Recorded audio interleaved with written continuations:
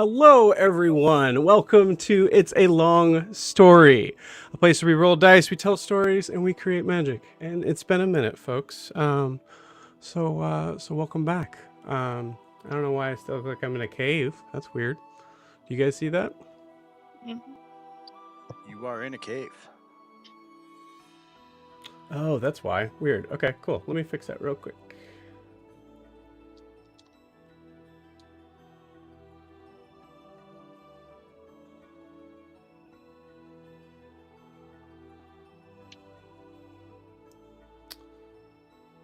I don't know why I let that bother me so much, but I accidentally had, yeah, cool. Great, let's start again. Yeah, hello everyone. So very excited to jump into tonight. It's been, like I said, a minute. First off, if you guys have no idea who or what or where this is, hi, we are a D&D live stream that runs every Monday, Tuesday, Wednesday, and Friday. Living, breathing, living. Yep. Yeah, that's the new slogan. Mm-hmm. That's our Hobby Lobby wooden sign that we put in our house. Live, breathe, live.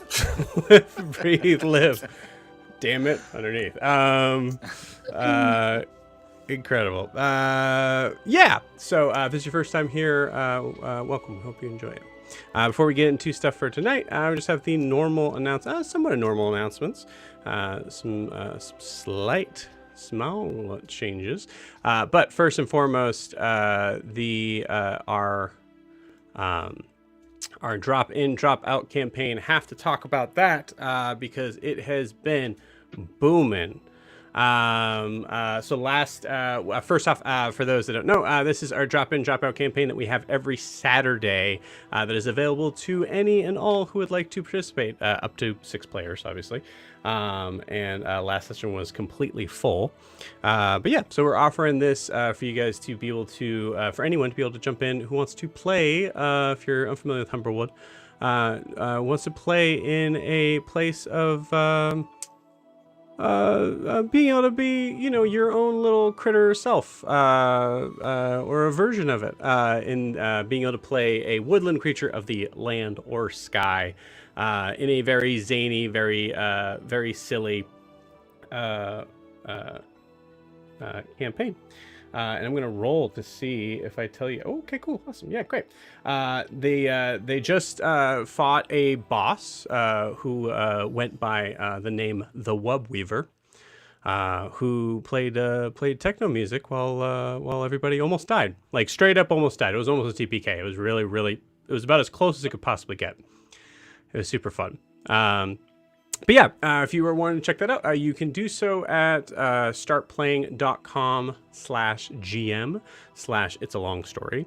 So we are running those every Saturday, at least.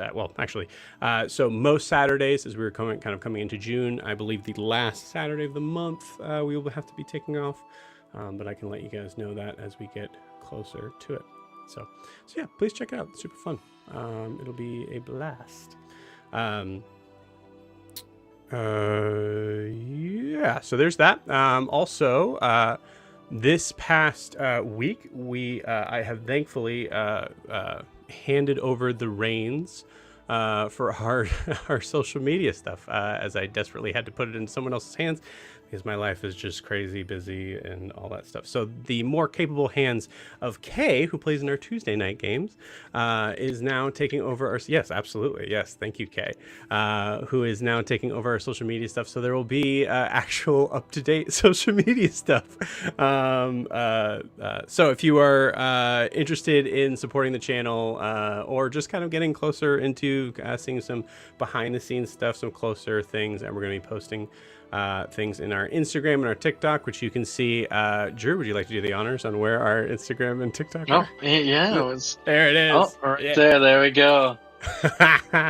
That is available for you to be able to check out. We'll also probably be posting some more like videos on our YouTube channel and all that. Yes, so please please feel free to jump into that. You don't have to, but it helps support the channel a lot, especially following along with wherever you're watching this, whether it's on YouTube or Twitch, hitting that subscribe button and all that.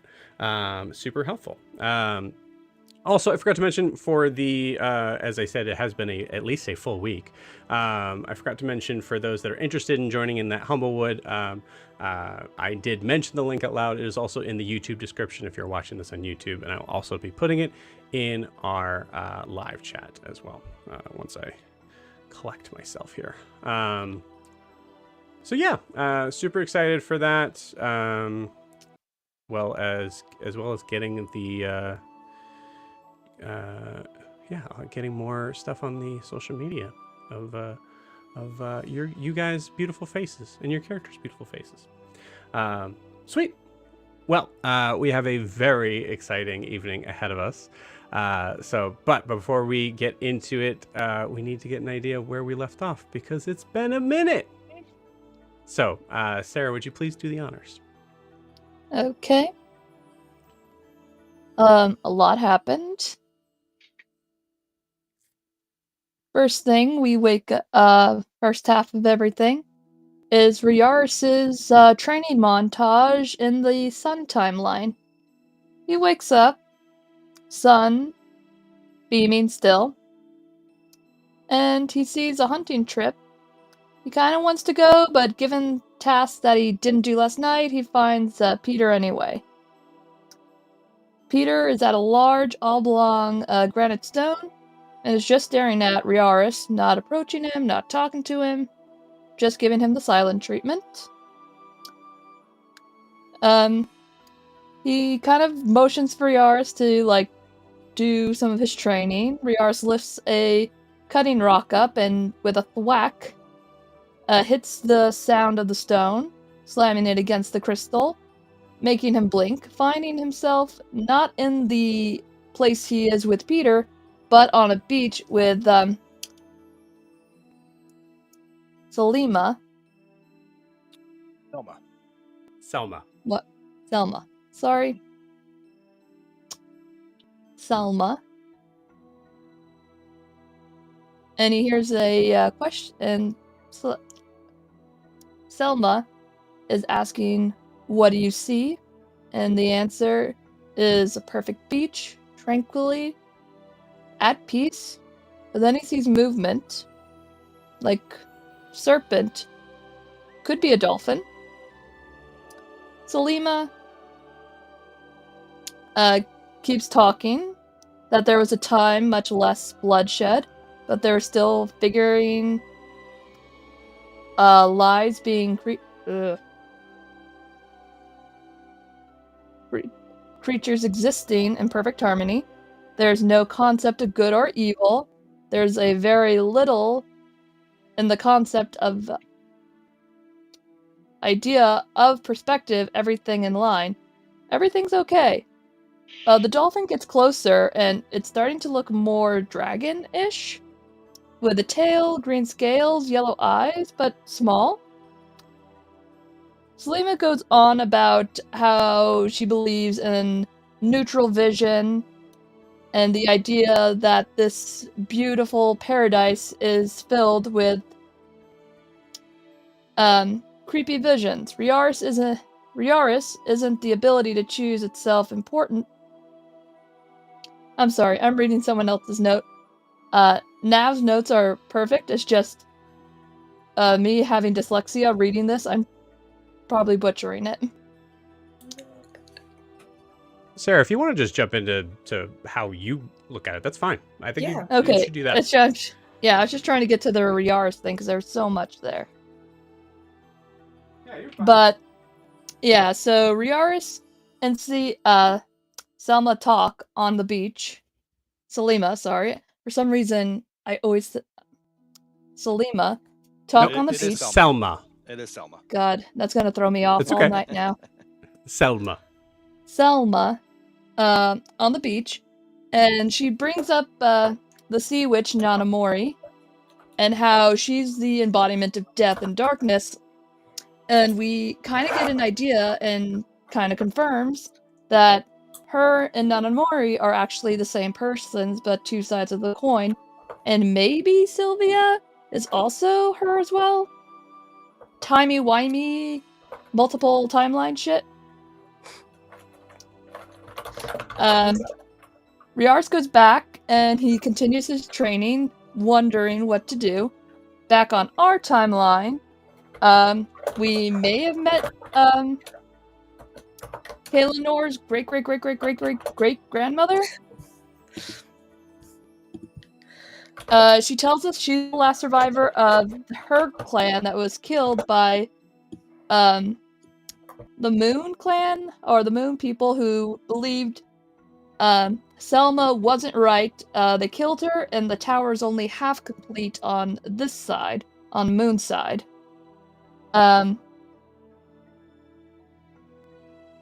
She wants us to go into their camp and kill everyone, not us knowing that she thinks we know how to bring Selma back. We don't. We get to the tower. Zed refuses to go on morals of all things, that we shouldn't kill sleeping people with no reason. And he stays behind. Kaylanor is thrown back by that and decides, you know what, maybe I shouldn't kill this person, and decides not to kill the guard. But her grandma does. We get inside, and Yoon is a little disappointed that there's nothing in there. And we all start, trying to figure out what's going on. Zed, meanwhile, sees coming out from the water a figure. Turns out, it's the Sea Witch. She kills the guard, brings him back to life. Zed comes through, warns us, and jumps out a window. Even though we're on the second floor.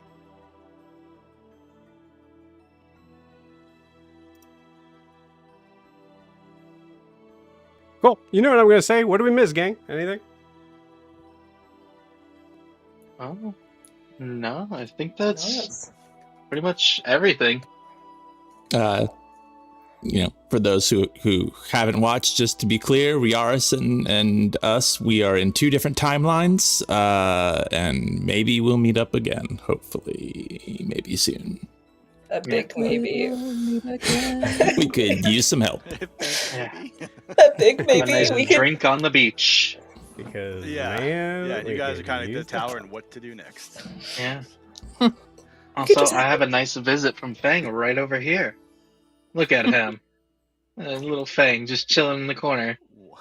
Oh, there he is. Incredible. Cool. Are you guys hearing the music okay? Yeah. Yeah. Okay, I'm gonna bump it a little bit here. Okay. Cool. Freaking cool. All right. So yeah, I think that is everything. So we are ready to kind of jump in. Remembering that last we left off, we do have a looming figure coming up from the far distance. But I think it's time for everybody, and yes, I mean everybody, to roll initiative. Oh. Gonna roll my new dice. No. Also, if anybody wants to look at the camera and say hi, please feel free. Yes, I forgot. Sorry, gang. Everybody take a look at the camera, wave, and say hi. That's my thing. I get to do that. That's My apologies. It's been a while. that's been a while. Yeah, I miss it. Just for that, I'm gonna make myself smaller. Just 'cause of that. I'm gonna make myself bigger by raising my arms. All right. Am I in the shot? I gotta be in the shot at least. Okay, cool. All right. So here is the scene set before us. I'm going to ask everybody to go ahead and put your initiative into our mid-game chat. So in front of us we have the tents of the village that you guys had kind of crept into. On this side, we see just a kind of an example of where you guys are at, where you guys will be coming out of from that tower. And then over off in the distance is another creature. So we are going to go from there.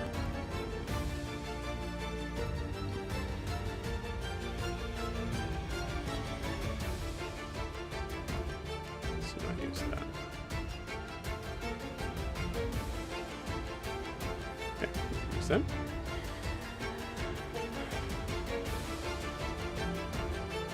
Okay. Actually, if you guys have it all mapped out, if Evan, if you don't mind shouting them off for me here. Yeah. Yoon 23, Car. Zed 22, Car 21, Kaelinor 16, Riarris 9, Ogra 7. You got to slow down. Sorry, I got Yoon, Car, and Zed. Okay, yeah. Kaelinor is a 16. Riarris is a 9. Okay. And then Ogra is a 7. Ogra is 7. Awesome. All right, let me roll some all-important die here. Love the map, by the way. Thank you. I like this music too. It's a jam. I love this song.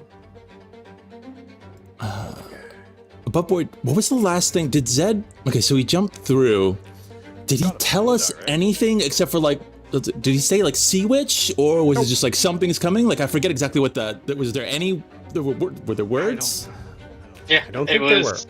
No. I shot a dart and missed the window. Ogra heard it, and then I came running up, yelled sea witch, and then I think jumped out the window. Okay. Did cool. you yell sea witch? Yeah, I told him the sea witch was coming, and then jumped out the window, and then You definitely didn't say the sea witch is coming. Do you know exactly what you said? What was it that I said? I don't know. Do you know? I think that's what I said. Fair enough. We'll say that's what you Yelling said. sea witch, I think, is the most. Yeah, I have in my notes, he tries to warn because that I know you Yanmèmouri is did yell. You didn't just like No, run up and I then jump out a window. That'd be weird. I think she She's only here? said she's coming. I think that's what he Yeah. said. She's here. She's coming. It Dan was just said he had notes. What do you have in your notes, Dan? Well, I just said my note just said he tries to warn them she is coming. So Gotcha. Okay. So yeah, So, she is yeah, coming. could be Sounds she, yeah. right. Yeah, so it was just ominous. We'll see if we can put it and together. then he yeets himself out the window. And then he yeets He himself. yeets himself. out the Self window. eat. Ogre just goes, we're on the second floor. Incredible. Awesome. Cool. So let me see. Did I get everybody? No, I didn't. We need to add in. Oh boy, I am. Oh no, he's adding more. No, he's probably gonna add like the people who's gonna be fodder to like let us get behind them. All the red shirts. I just I have feel to. like they already died. I've been spending so much time today just painting Tarrasques, so I got to make sure I put. Oh my god. Oh no. Choose the red colored ones. Gotcha. It's tough. Yeah, I got to I choose mean- the right colored ones. We do have a song to go with the colors. Mhm. That Okay. song is so good. Oh, Oh my god, there's so many things swimming in That's my head special right now, gang. content What right is there. our friend's name that has been lovingly referred to as Kaelinor's grandma? Gadara. Gadara, thank you. yeah, it's close to grandma. Grandma. Grandmother? It is close to Grandmother. I'm sick of this, grandma. I want to go home. I'm tired of this, Granddad. That's too damn bad. You keep killing. Alright, so then, because we already have, oh my. Oh, I don't like the sound of that.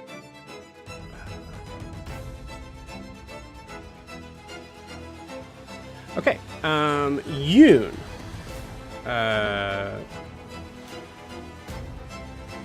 We are going to start off with you. Go ahead and give me a perception check, please. All right. It's a 10. Okay, cool. With a 10, all you really see, I think for like the scene of what has been ahead, a 10 is enough to notice that Zed is jumping out the window, yelling, "She is coming." I think with a 10, you notice that there is a figure in the far distance that is a looks to be one of the villagers that looks like they're getting up, because I don't think you saw them fall. Right. So you see them getting up and acting strangely. So I'm gonna say feel free to kind of paint that as you will, and feel free to ask any questions on that. Are there the two people that one of them was killed, one of them was knocked out? Are they in? Did we bring them in the tower with us? Like, are they kind of on the floor near us? You have the one unconscious in with you. The other one is the one that Grandma killed and drug, I think, over to the side out of the way. And then you have a dead resurrected that's peering into that one of the tents. Around, and then I guess it's getting back up. Yeah, but I mean, I would honestly, I think at that point, just go over to the window and lean out. Who? I'm gonna see where Zed's going, and I guess take a look around at the same time. But yeah, he's just gonna. Who? What? Do I wait? Well, yeah, Zed, you're coming up right after, so I was gonna wait until your turn, but we might as well go ahead and do this now. Go ahead and roll me a dexterity saving throw as you launch yourself out the window. Let's see here.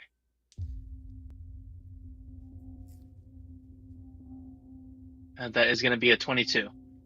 Cool. Yeah, 22. You land. Hero stance. Super cool. No problem. Let me fix these here. Make sure we can see what we need to see. There we go. That should be a little clearer. Here.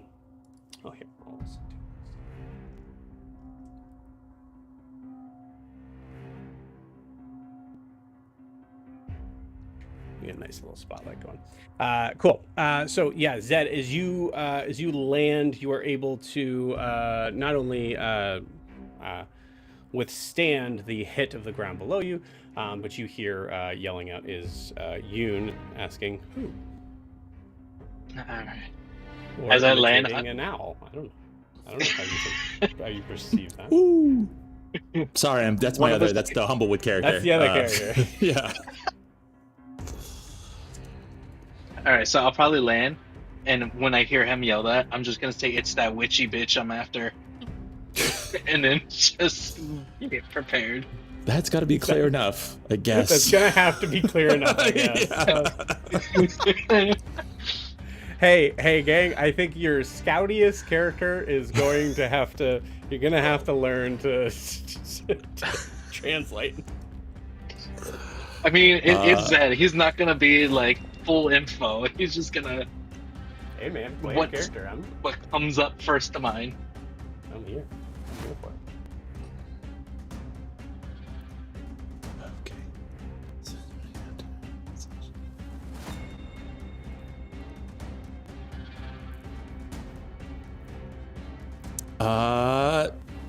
Yeah, I'm gonna turn to the group. Sea Witch, Zed's running. I'm gonna go follow Zed. We should probably follow. Hopefully he's not running towards the. I'm going, and I'm gonna run down the stairs to try. I'm not gonna jump out the window after him. Even though it's the second floor, but still. Right. We'll say half your movement to get out to the front door, where Zed is. But it's not nearly as cool looking. Just for clarification. It's just you halfway out. Yeah, obviously, yeah.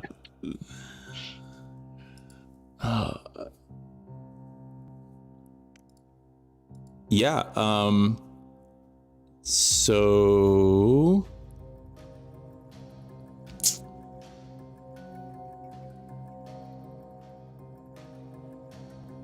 okay, I guess I'll just prep.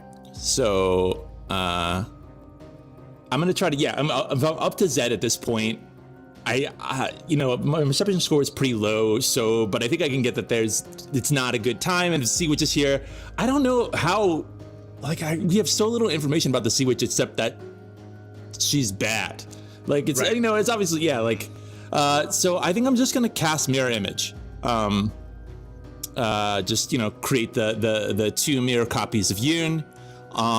And then that'll be my turn. That'll be me, just kind of waiting to see where everybody else goes, what everything's doing at this point. So, that's where I'm at. Makes sense to me. This ridiculous. I'll put an aura. That's fine. Awesome. Very cool. So mirror image cast on Yoon as several different versions of him appear at either side. Incredible. Cool. Zed, it is your turn. Go ahead and give me a perception check.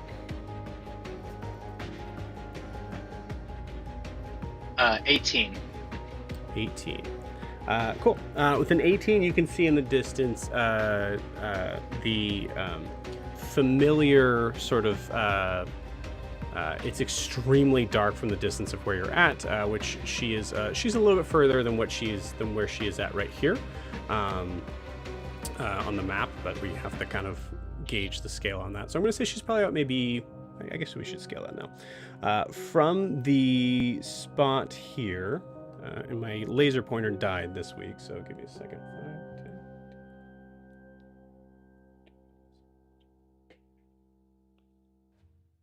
5, 10. Actually, that might be pretty dang accurate. She's about 120 feet away. All right. Is that the one centered in front of the camera right now, or is that No, the no, no. resurrected? So the silhouette of the image that you assume to be Yanmèmouri is 120 feet away. This figure right in the center that you did see, I believe, you did see go down and then come back up, in a and seeming to move in a very similar fashion to what you had seen from the days of deck past of the ship. The days of past, indeed.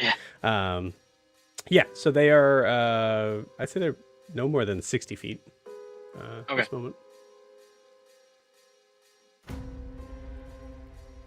It is your turn. All right. I'm going to go up about 15 feet towards the figure in the center.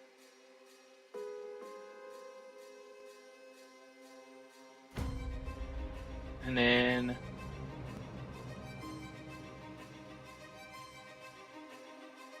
let's see here. I am going to, where is it? Ebb and flow. Very I'm going to cool. start one of those. And I am going to use my saltwater stalker and go after that guy. Okay, what are you doing? I'm going to just shoot a regular one at him. No special. A regular dart? Yeah, regular dart. You got it. Go for it. Alright, so that is 18 to hit. 18 hits. Alright, so that is 6 plus, I believe it is 1 minute, 1 second, plus any. So that is 11 damage, and 5 is going to be cold damage. So 6 from the blowgun and 5 from ebb and flow.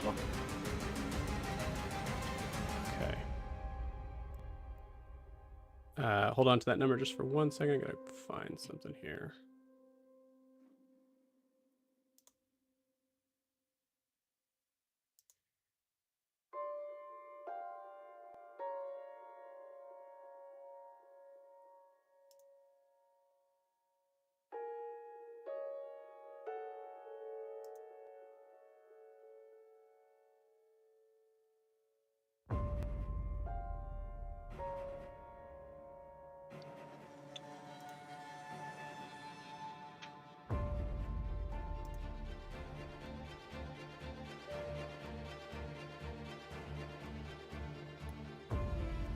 Cool. Awesome.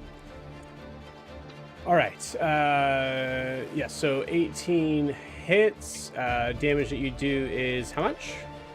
6 piercing and 5 cold for 11 damage together.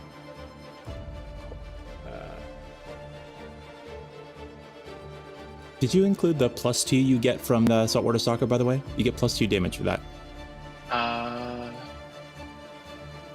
Is it just a flat 6 damage no matter what? It's and damage. Okay, so it'd be 13 then, because it's a +2 to attack. I didn't. I might have screwed it up. It's possible. Let me see. Okay, yeah, because I've only been playing it as +2 to attack.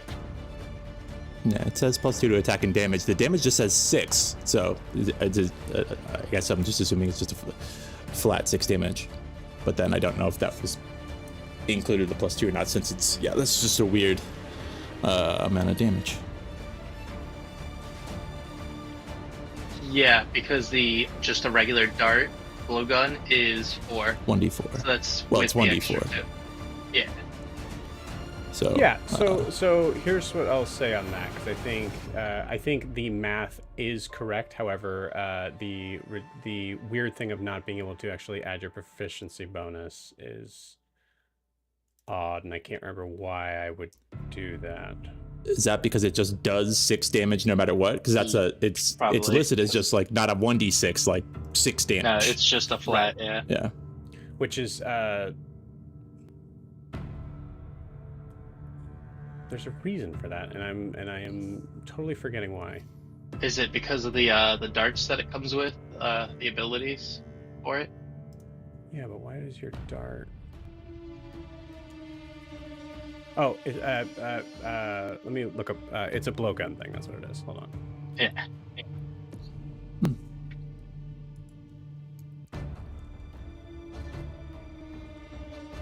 Yeah, because the blowgun does just 1 damage. I see. It's like a flat thing.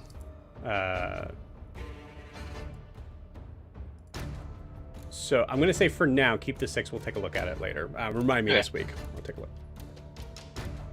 That might be right. Yeah. Cool. So 11 damage overall. Yep. You got it. Cool. All right. Anything else for Zed's turn? When I hit him with the cold, did it seem like that affected him, or? Yeah, Didn't I do would tell much? you if it seemed like there was any sort of resistance or something. I would usually say something like it seemed like part of that didn't seem to do as much damage as you thought it would. Gotcha. But yeah, cool. I'll probably just yell to you, and he's not of the living. He's not of the living. He needs to go down, and don't let him around any innocent. And then that'll probably end my turn. Okay, you got it. So they got serious. That is serious.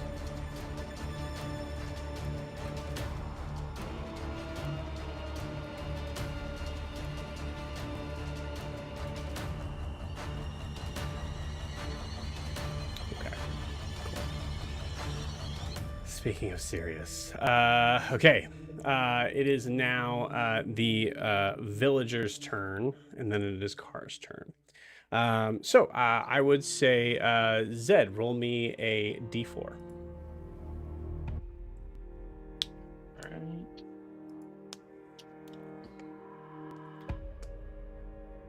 That is a 4.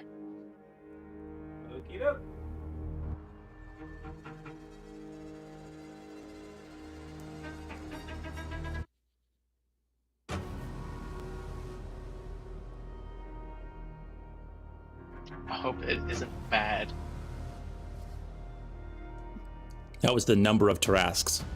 Oh my god. That was the number of giraffes. I'm just bolting for the water. I would love to see one try to That- swim. That's where the sea witch is. Although, to be fair, if there were 4 Tarasques, I would run toward the sea witch versus toward them. Yeah, I'd like to see her try to drown me. No, we're not going down that road. Well, yeah, you can't be drowned, so I guess there is that. Although, you know, I guess she'll find out. A sea witch who likes to make undead, I don't think we want to be near. That is the thing. Is like I'm trying to think about that. Like, how much have we? Like, what is our impression of the sea witch, like in general, or even just my impression of her? Like, obviously, like this is a powerful entity, but like we haven't heard all that much, and we haven't encountered much from her. So it's just the idea: would we be like, oh, we can we can fight this, or we have to get out of here. And I think right now I'm just kind of taking my cues from Zed, which is always a dangerous thing to do, but that's what the character would do.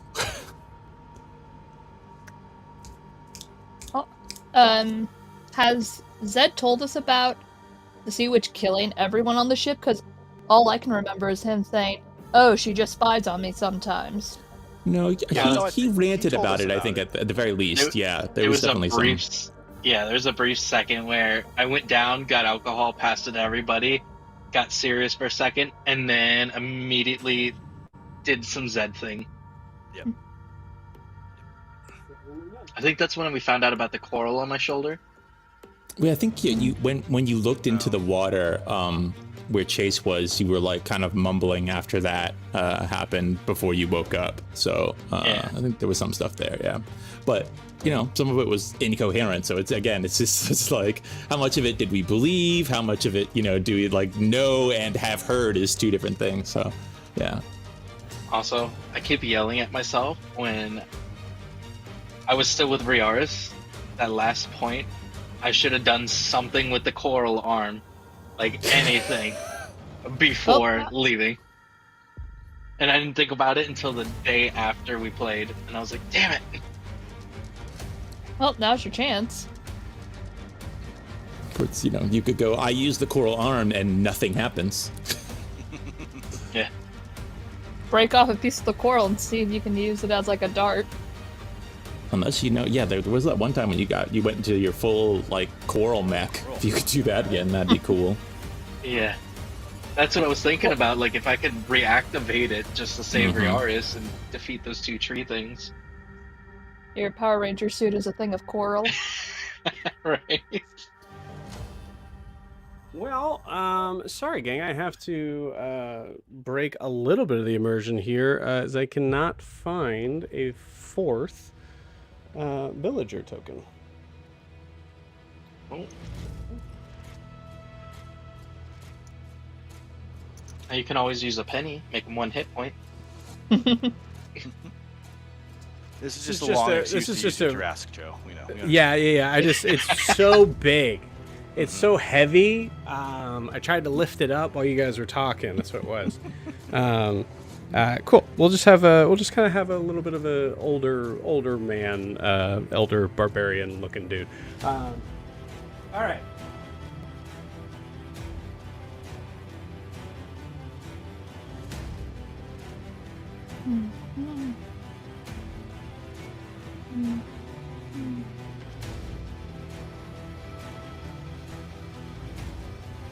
Zed, you woke him up.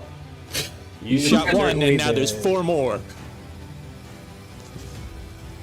Oh, now the tree's moving. The trees And now the move. trees are moving. Oh my god. has to get out of the way for the Tarrasque. Cool. I'm gonna roll a just a flat intelligence check. Oh god. Fools. It's Riarris all over again, moving trees. Okay. And actually, I'm gonna say I'm gonna roll for the one's closest to. Yeah. Okay. Cool. All right. So yeah, you send that blowgun that kind of like it slams into the villager who now has this kind of like slack-jawed sort of look as you see it kind of like hits right into the chest, and you see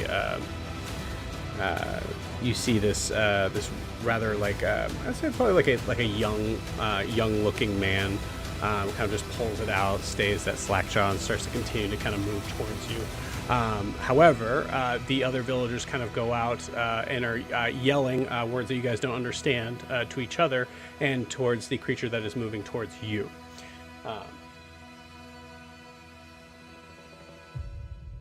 Both of them gonna try to grapple the zombie. Successfully do. So that zombie is grappled. However, the one that's closest sees you with a weapon in your hand and immediately kind of runs towards you, weapon drawn.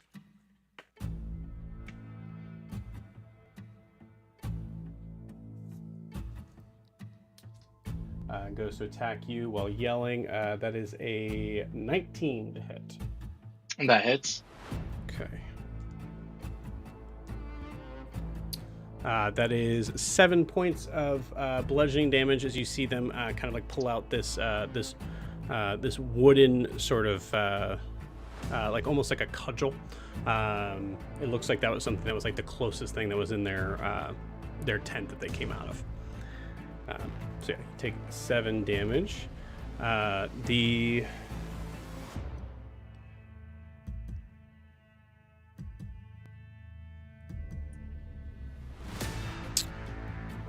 I think the villager in the back is going to just try to sort of. We'll look at perception check. Okay, yeah, cool. With a 3, they're just waking up and trying to figure out what's going on. Great. It is now Car's turn. Okay, I have a couple questions. Sure. Last meeting was a while ago, and I left early because I was passing on. So, when I left, was there any rest happening with anybody? Like, did we have any rest? I see Jory Yoon is shaking his head. No. You got a long rest from the journey that, like when you guys were keeping watch, you got a long rest from there, but that was it. Right, but you were there for that, so yeah. Yeah, so I just wanted to see if there was any changes to my sheet that I need to be aware of. Cool. I am going to... zombies, undead, Car's not happy. Okay, could I please... I would like to fly down if at all possible. I will jump through the window, but take to the air.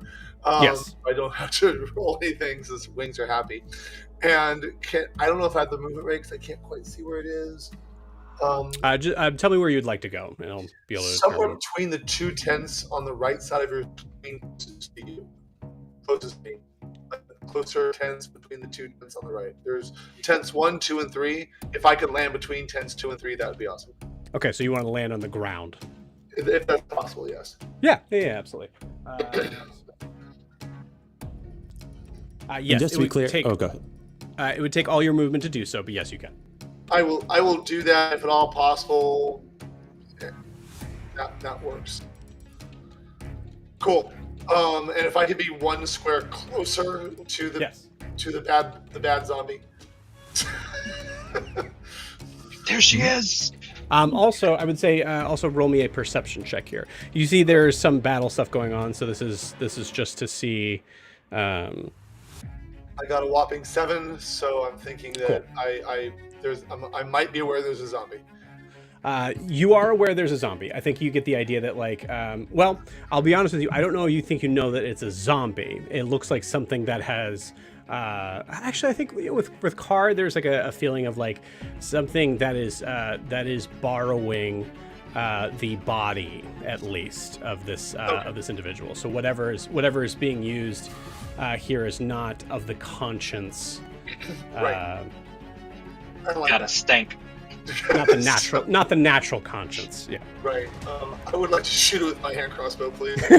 Yeah, absolutely.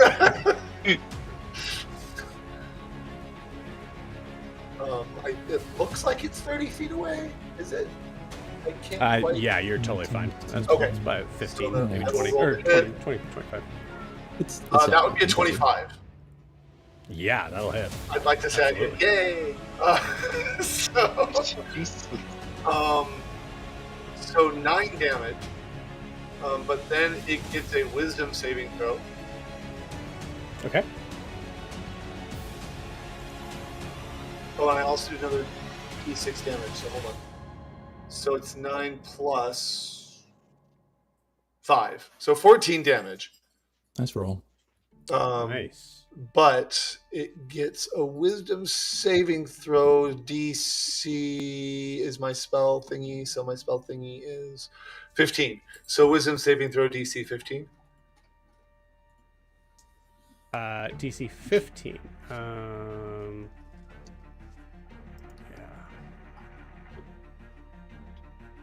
Nope, fails. Okay, it is provoked to move in a random direction based off a D4. Do I roll that, or do you roll that? I'll roll it.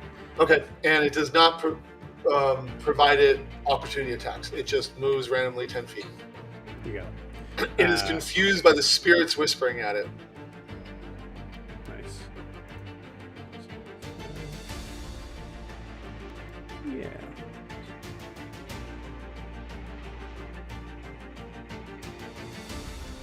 Yes, great. Okay, it tries to move backwards. It is currently grappled. So here's where things get really fun because force movement, but it is grappled. Okay, so then- I'm gonna say that at least for this case, I'm gonna say that it tries to kind of move out from that, but it'll have disadvantage on that. That's a nat one. It doesn't move. Sure. Zed seems kind of manic. Oh wait! You did Oh, 14 okay. damage to him. I did. Oh, incredible! Yeah, great. Give me 1 second. Oh, uh-oh. Okay. Sorry? Oops. 14 is pretty dang good damage, man. I don't usually do damage like that with cars, so it was kind of exciting. Incredible. This figure drops to the ground. Oh, good. Yeah. I like that. That was what, 25 between the two of us? I'll never tell. You do math. 11 and 14? Yeah, 25. Yes, that was 25. I will Nice. say it. Yes, it was 25. Okay, well, that changes my response then. You I do will- notice the two villagers that were like holding him and probably trying to like smack some sense into him are now like staring at you. But yeah. I just kind of, I can't smile. I have a beak. So Intimidate him, Car. Someone will- I got with those that- little corner things. That's a facial quotable. smile, That's you a know, quotable right eyes. there. Can't smile, I have a beak.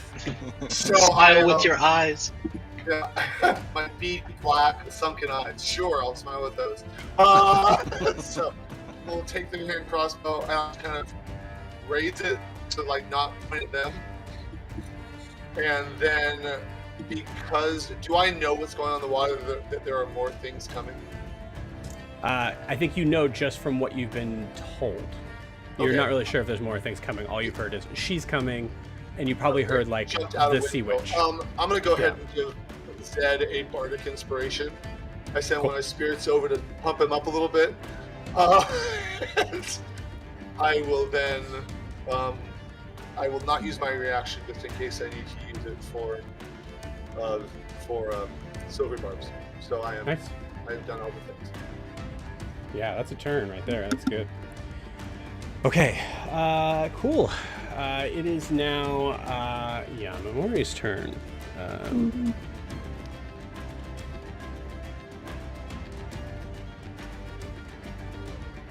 Love her mini, by the way. Thank you. I still got to work on it. That's why I'm not going to show you like up close. That's why I was running a little late. Didn't AKA, finish. she's coming back at us again. Well, yeah, you guys can try to kill her now if you want. It would only be this version.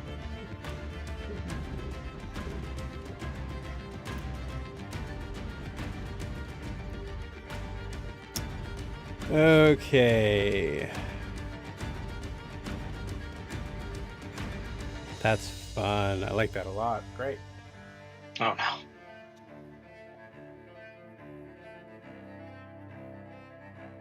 Okay, not bad. All right, awesome. You see 3 of them. And we'll say the 3 that are furthest away. All immediately start to choke and are kind of like clutching their chests and moving around and they're at the end of her turn they're going to drop, so I'll drop them now.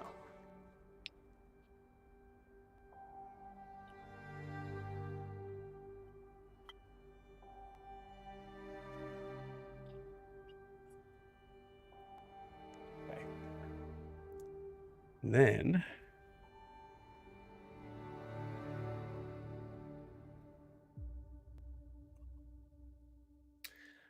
Zed, you hear a haunting voice in your head. You. I know you. And she's going to attack you twice.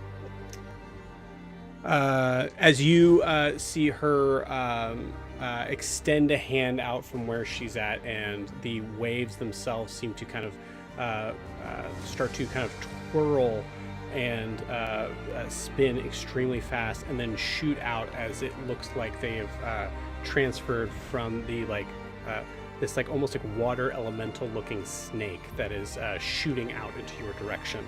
The first hit was I just rolled both of them. First hit was a 23. The second hit was a 25. Yeah, they both hit. Sorry, Zed, she's too far away for silver barbs. I can't do it. Yeah. Yes. And then Zed, I need you to roll me a wisdom saving throw, please. Oh. 4. A nat 1. Oh, no. Yes. Technically, I would have had you, just for the record, technically I would actually have you roll twice, but you failed on the first one, so you're good.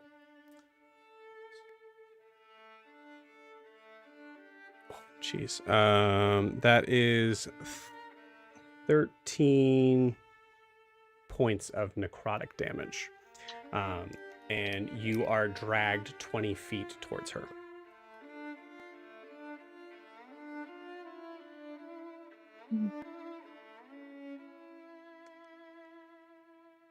That's 20? Yeah, that's 20. As you feel the these almost like I said like snakes, they're actually like more like eels, as they kind of like seem to like wrap around your feet, move in through your body, and seem to kind of like seem to have their way going in through your mouth, out through your ear. They're moving through your whole body and just kind of like messing with things as they're going through, but also forcing your body forward. So you took the 13 points of necrotic damage. She dropped the 3 villagers, and that is the end of her turn. It is now Kaelinор's turn. Okay. So much. Oh, this is fine. This is the fun part where we've all been like joking and laughing, and then Yanmèmouri's turn, and everybody's like, all right. Yeah. Okay, I'm gonna look at my hands, because I'm wearing 2 of my rings. And I have a ring of feather falling, so I'm gonna jump out the window. Nice. Cool. I like it. And use my full movement to get how far I can go. Is there a place you would like to be, or just the most movement as possible? Most movement as possible for now. You got it. You 30 feet or 35? 30. We see, and I'm going to say, for the sake of like, there's like style points to that, I'm going to say you don't use your reaction just in case on that. Like, that's just like, it's just cool to jump out a window, and the idea that you have feather falls. So, jump out, boom.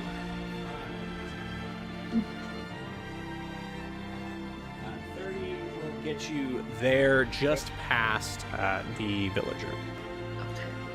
And Zed is right in front of me. Yes. I would say with Zed right in front of you, also see like Zed's. There's moments where you actually hear like Zed like choking and sputtering, and probably like Zed would be screaming in pain, except for every once in a while, like the eels themselves are actually like blocking his windpipe. Wild question. Does it feel like it probably wouldn't work, but would I get the feeling like a lesser restoration could get rid of whatever's going on with Zed, or is it probably wisdom saving throws?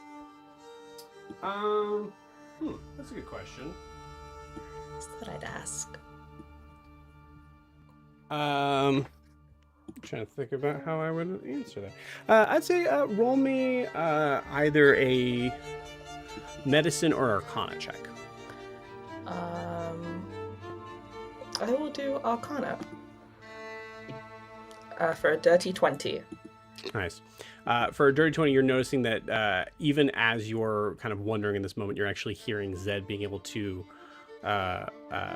Unfortunately, it's the sounds of pain, but you're hearing Zed actually being able to enunciate more as seconds pass. Above board, mechanically speaking, as soon as it's top of Zed's turn, the eels will be no more. Okay. Cool. Okay, that's... My brain is just trying to think of You're good. best moves, and that is difficult right now.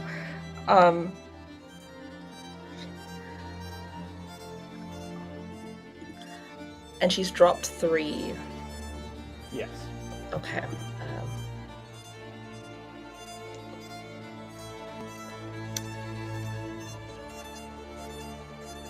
Actually, what I'm gonna do is I can't do maths. I'm gonna lay on hand Zed because I know Zed is taking damage for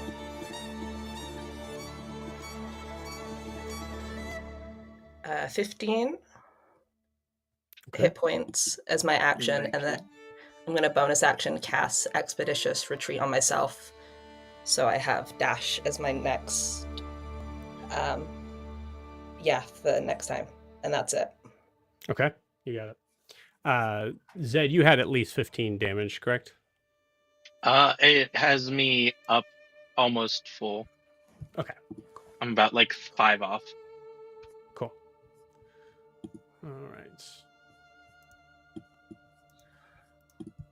Okay, great.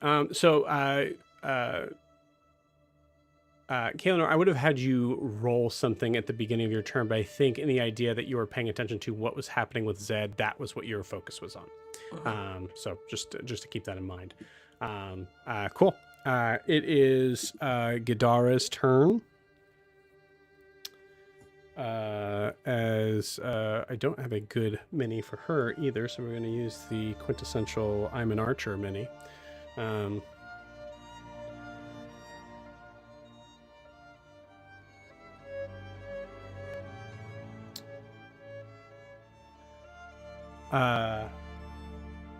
See who's still in here. Ogre is still in here. Ogre, you see Gadara turn towards you and says to you in that kind of like same sort of broken voice, "Who is that?" And pointing out onto the water. You can respond. That's Zed's sea witch stalker, who's like been creeping on him, I think it's the right word, and she's really bad, and she's killed a lot of people, and she can bring them back to life. Good job, Ogre.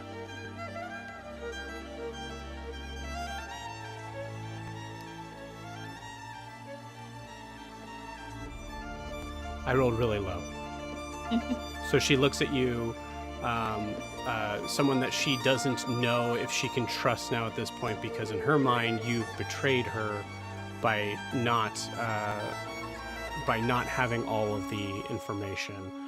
You see her look out. Look out to the scene, and just you hear her whisper, "Oh, no. No. And you see her jump out the window. We're on the 2nd floor! But it's not as cool. Actually, sorry, let me roll a dexterity saving throw. I'm going to say she's a DC of like 17. Because, yeah, she takes damage. Of course she does. She's crazy. She jumps out. You see a body just kind of like drop right next to you, like on a knee. She doesn't seem to really be paying attention to the pain that she has just received. As she there are stairs right there. she is full on sprinting in a direction. So it's 5, 10, 15, 20, there. She's going to dash.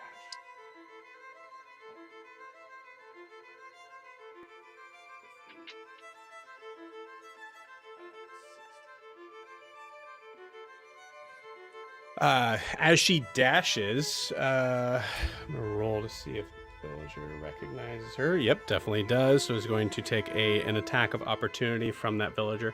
So Yoon, you're seeing this. I think now, Kaelinor, you see this as well. Are those the villagers that were knocked unconscious? No, they're inside. I wouldn't Okay. put them on the board here, yeah, unless you guys are using them. No, these are the villagers that are coming out of their, out of their tents, out of their huts. Okay. I'm gonna say as she's running past, I would like Kaelinor and Yoon to roll me either a perception check or an insight check. Your choice. A villager misses as she runs by.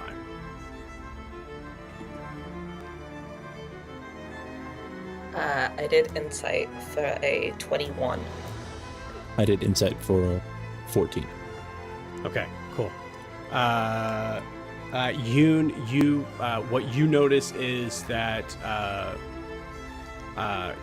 Gadara, being someone who is incredibly good at seemingly at like avoiding dangerous situations, just put herself in 2 of them in the process of just running through that turn, both like jumping out the window and then actually running past a villager that clearly knows who she is and was attacking her on sight. Kaelinor, you're not really sure exactly why, but Kaelinor, you see that she is running towards the lighter tent in there. Okay. But that is the end of her turn. Okay. Riarris. Roll me a d4, please. Just sitting back, drinking a pina colada. Yeah, how many cocktails do I drink per hour? The answer would be 2. 2. 2 is good. Okay. Riarris, from your perspective, you are now at this point, you have appeared in so many other realities, so many other streams of different times, that there is a point in time where you come back to where you are on the in the village, looking at now what looks to be a fairly doesn't have like the notches on it yet to make it the arrowhead, but it looks like a very like relatively like sharp point. So it's almost done. But when you come to, you also see that Peter is not there, but Selma is.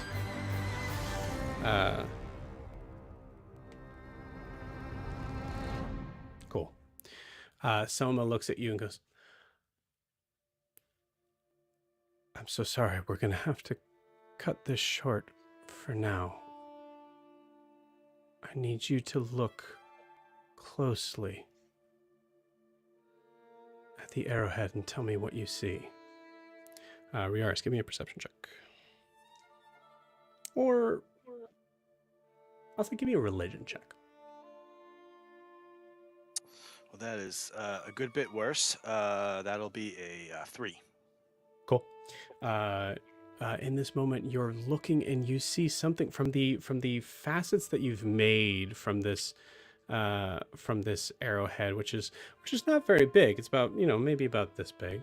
You notice that there is reflections of something that is not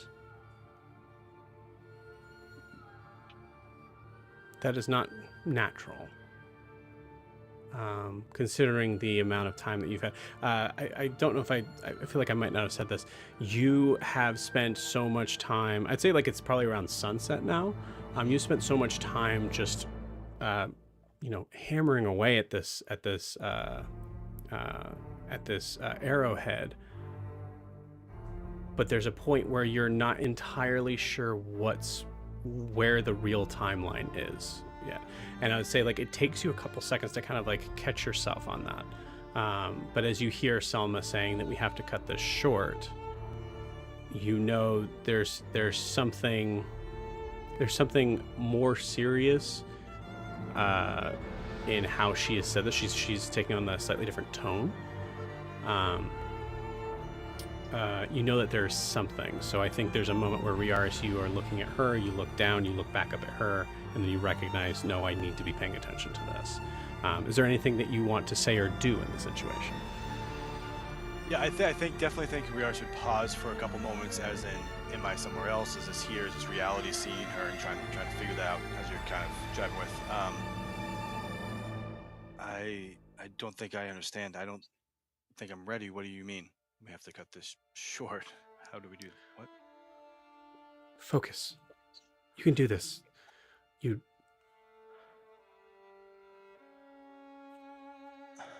What am I doing? I just need to. I'm kind of holding the arrowhead, looking at it, feeling its imperfections at the moment, being like, this isn't done. You see, she quickly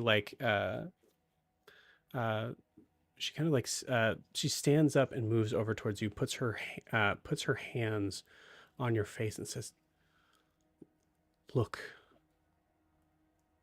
at the arrowhead.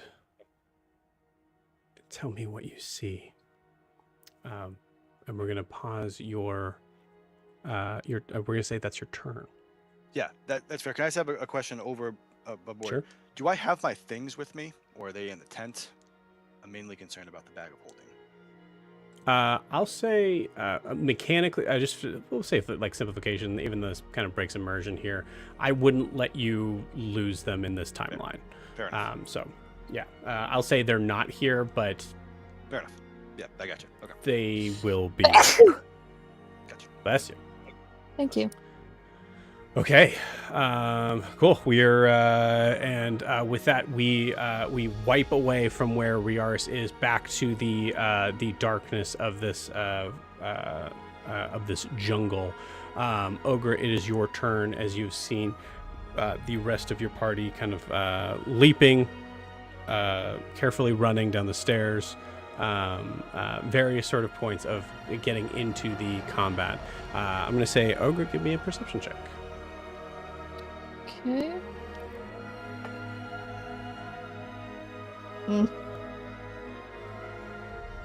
6. Okay. With a 6, a lot of stuff has happened. What you have noticed is everything that I have mentioned, besides like little intricacies of like what is going on with Gadara, or what even like you're not entirely sure what's happening with Zed, as you saw Zed like essentially being like pulled like chest first forward. That's what you see. That is your turn. Ogre's just staring out the window like this, seeing everyone has, only you and I believe is the only one who didn't jump out the window. And is looking at everything, and I just need to check one thing. How far do I have to be for this? Okay. Ogre understands. She's actually did this before. She's going to squeeze her way out of this window very carefully, and right before she jumps, she's going to summon Muffins right next to the window and just have him glide her down. Hell like yeah. she did the first time. So spending is it a bonus action? Bonus action. Cool, you got it. Bonus do you want action? to do you want to touch down, or do you want to be on Muffins? Actually, yeah, I'm gonna be on Muffins for this. That's way cooler. Yeah, absolutely. I know, this flying fluff ball. That's flying like a bumblebee. Where are you?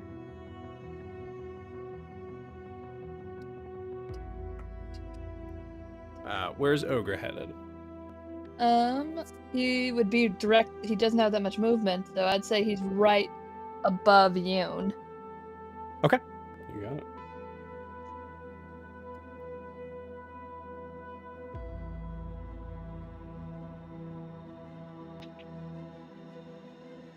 What is his Or speed? you. He only has 20 feet for flying. For flying? Gotcha. Yeah, that's right. Flying. That's right.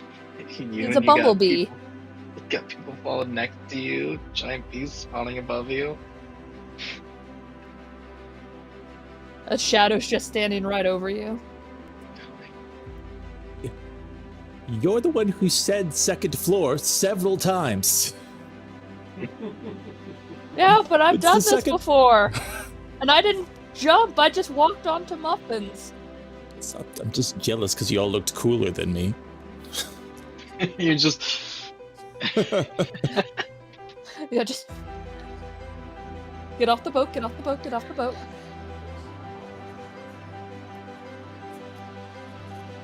And this clump of no. These aren't zombies, these two clumped together. I cannot see where you're pointing. You're going to have to be a little more descriptive. The people that are about 5, 10, 15, 20 feet away from Zed, who are two people next to each other. You see there are 3 figures that are down, one of which was the sort of zombified figure. So there are 3 of them that are clumped together, yes. All 3 seem to be unconscious. So.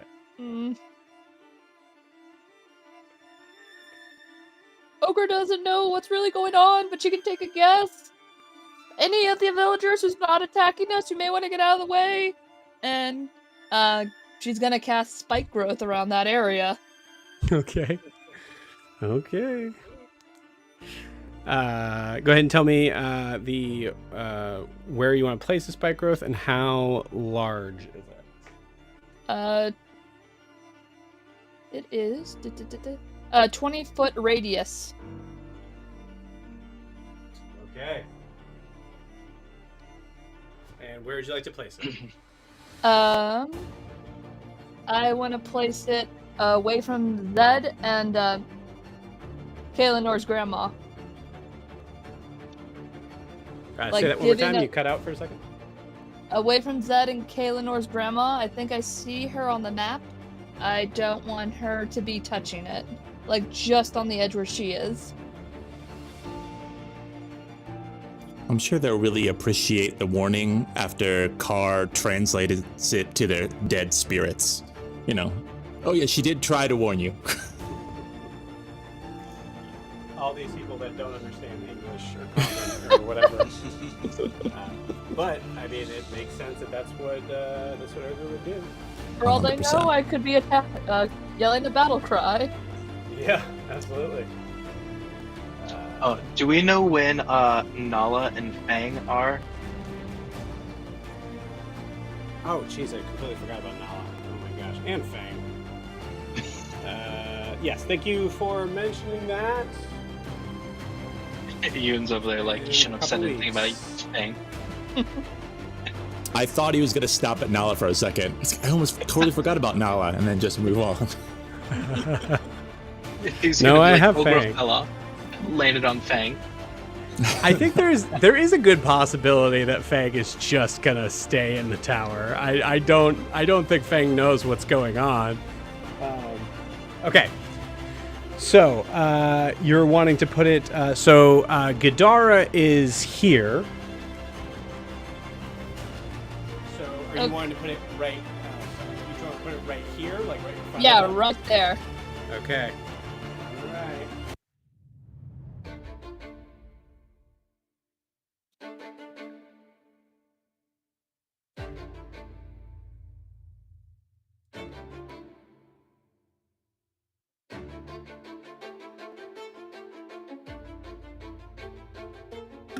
I must note that for a moment, the music lined up with when he was putting them down. I really enjoyed that. That was the first time I've heard the music in forever, and I was like, oh my god, this is just going. Yes. Listen, man, this is what you pay. This is what you pay me for. Nailing where that music comes in. Okay, cool. Those 4 spots right there are. Oh no, you wait. 20-foot. 20-foot Ugh. radius. 20-foot radius. Okay.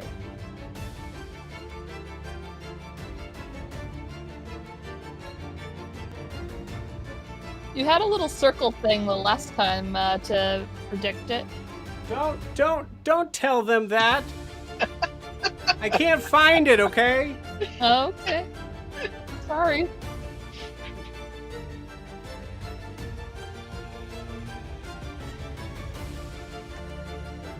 Now everybody knows I can't pay attention to where I keep my things. It was it was my receptionist.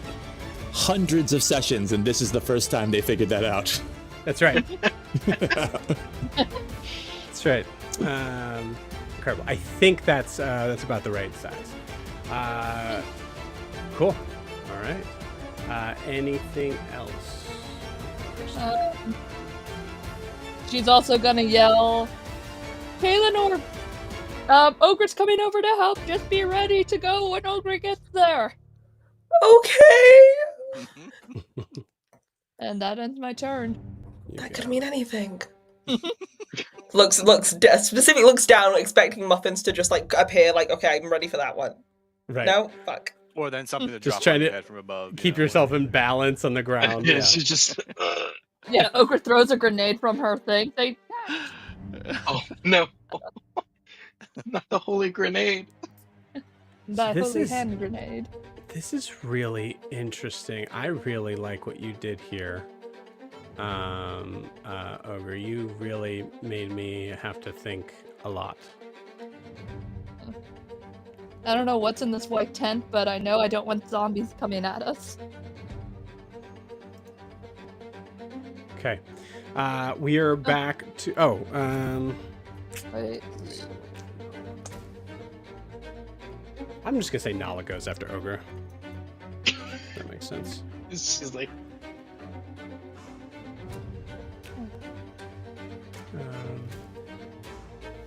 Okay.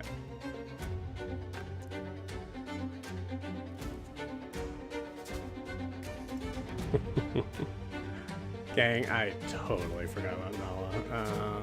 what do I feel like? At some point, we're gonna end up forgetting Fang in this realm.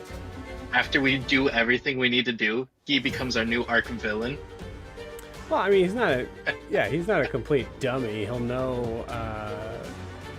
We just forget him here. He'll know he to comes follow back. at least.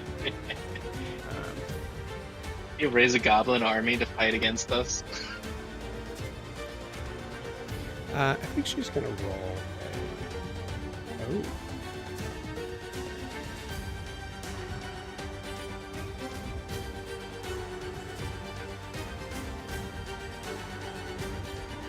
So she, the 19, she saw everything that went on. She is going to fly forward and is going to...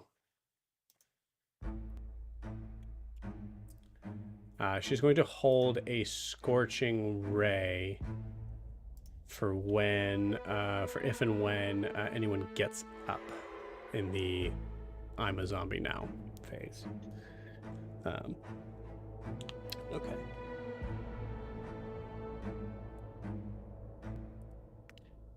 But she got crazy movement speed, so let's do that first.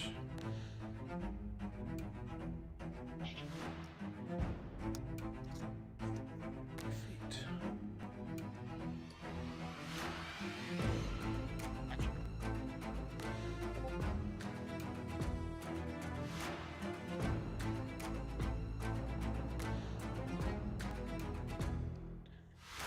Okay.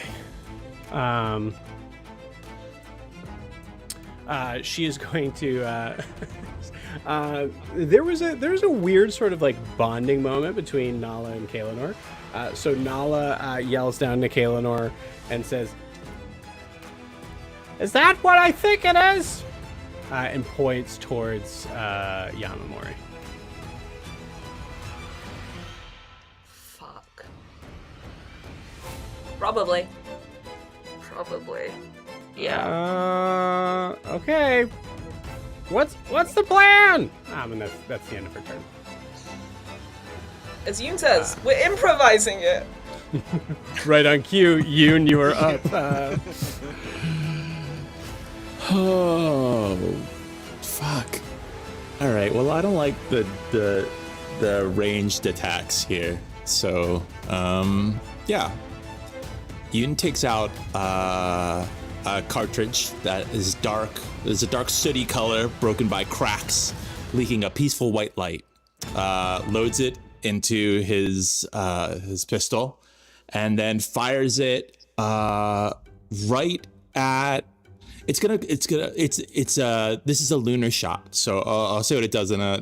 When this ammunition is fired, a 20-foot radius sphere of magical darkness appears where it impacts. After 3 rounds, the darkness rotates to a sphere of white light that has the effect of the silence spell. 3 rounds after that, it's gone. It dissipates. So, and I'm going to put it right where the spike growth is, so you don't have to adjust another thing if you don't want. Like, it's same thing, like right over there, and it's just a sphere of darkness right now. Kind of, well, really a dome of darkness right where that spike growth is. Wow.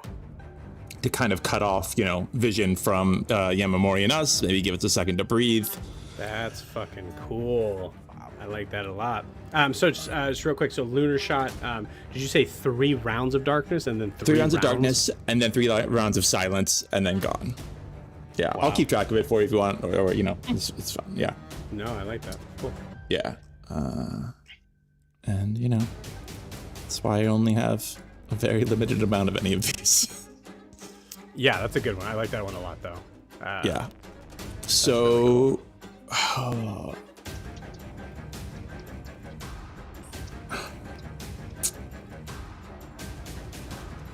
yeah, that I think he just agrees. Yeah, improvise and shoots that, and that's the turn because it takes a bonus action to load it and an action to fire it. So yeah, that's his turn. I think he's just gonna stay back there for now and just kind of keep trying to see what happens.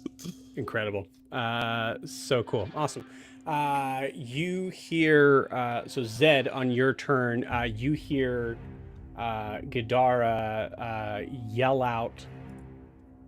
Something that I'll say, Zed, give me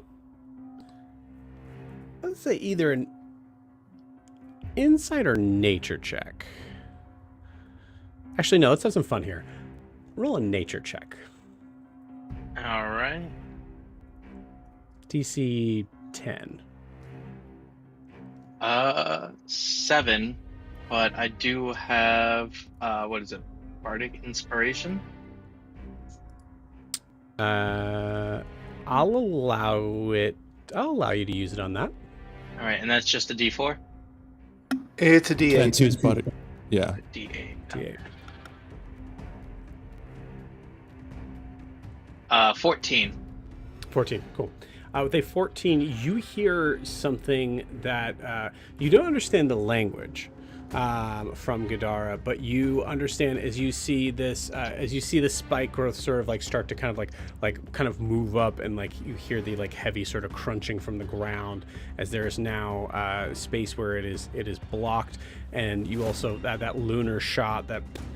And you now see that like there's this weird sort of, I imagine it like smoke, Yoon. Does that make sense, or is it? What do you think? Well, it's magical darkness. The idea is it's kind of moon-like. It's sort of dark side of the moon, light side of the moon. So like the one half, but like I think imagining it as sort of a smoky darkness is fine, but I would say pretty thick.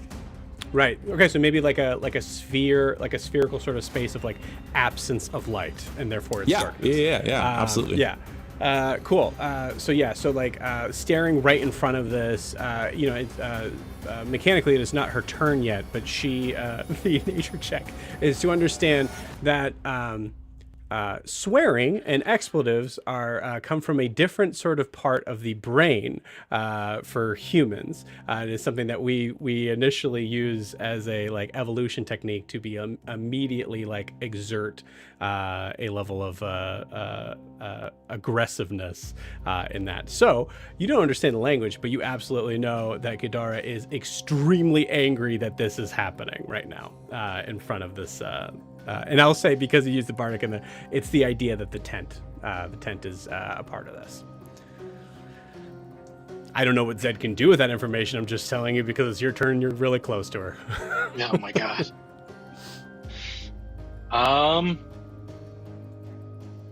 Also, So- by the way, also you feel that like that essence of like what was kind of like moving inside your body just seems to like you actually feel it like kind of like pour out your mouth and nostrils and then fall like water just down to the ground. Okay. So there's darkness. Would my dark vision be able to see into that magical darkness, or is that everything is? No, only devil sight or true sight is able to see through magical Right. darkness. No. This is gonna make it tough. I see part of that white tent that she's trying to get to, right?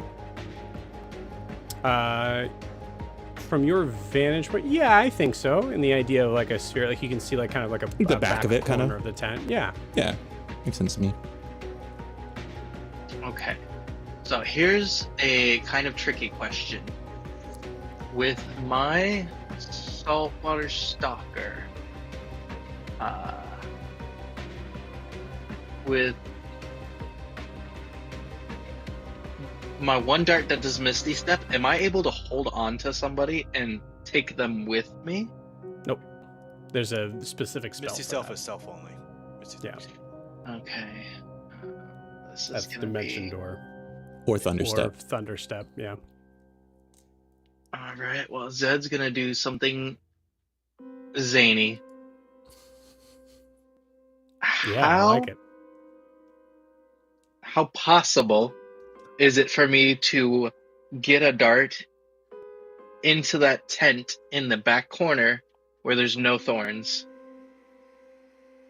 Or is Into the that tent? not even... Yeah, in through the Impossible. opening into the back corner. So the Gotcha. opening you don't see, right? What you see is like the back corner of the tent, right? Yeah, so how yeah. far is the safe part of the tent from me? Do you think that's So I think you're 40? just like clipping the corner. So I think you're just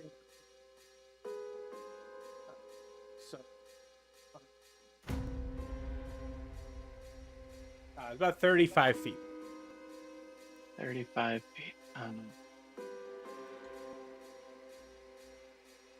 Okay. So I might have to put a hold on that. Nobody else is standing. I just see the witch. The rest are on the ground, right? You don't even see the witch now. Okay. Because there is 20 feet of, and this is spherical, right? So it's going to be 20 feet Yeah. up and 20. Yep. All right. And dash would be a bonus action, or would that be an actual like action? Dash is typically an action. Typically, okay. Yeah, unless you're a rogue or whatever, have that one thing, yeah. All right. I'm just trying to see what I can do to get to this tent to see what she's trying to get to inside it. Well, you could dash over there and get inside if you wanted. Well, I don't know if you can get inside from the back corner, but you could I probably would have dash to over cut there and the see. tent open. Yeah, there's a good chance. I would say it. I would say whatever it would be to get into the tent from the other side would definitely probably be an action to, because you'd either have to Yeah. cut it open or try to like pull up a. Yeah, so I'd have to wait till Steak. my next turn Steak, to be able thank to you. open it and everything. Have to eat some steak and yes. Okay. Now remember, like I said, I did not, as a DM, I only mentioned this to you because you were closest and it was your turn. You don't have to do anything with that information. Okay. Alright, But if you don't, you're not a hero. Oh my.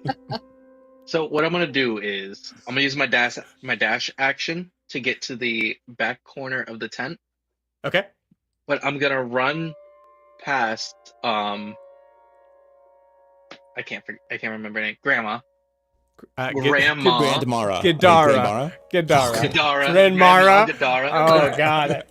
Yeah. Yeah. All right. I'm gonna run past her, and I'm gonna tell her to follow me to the back of the tent, in hopes that she's like. I'm gonna say that's a persuasion check. All right.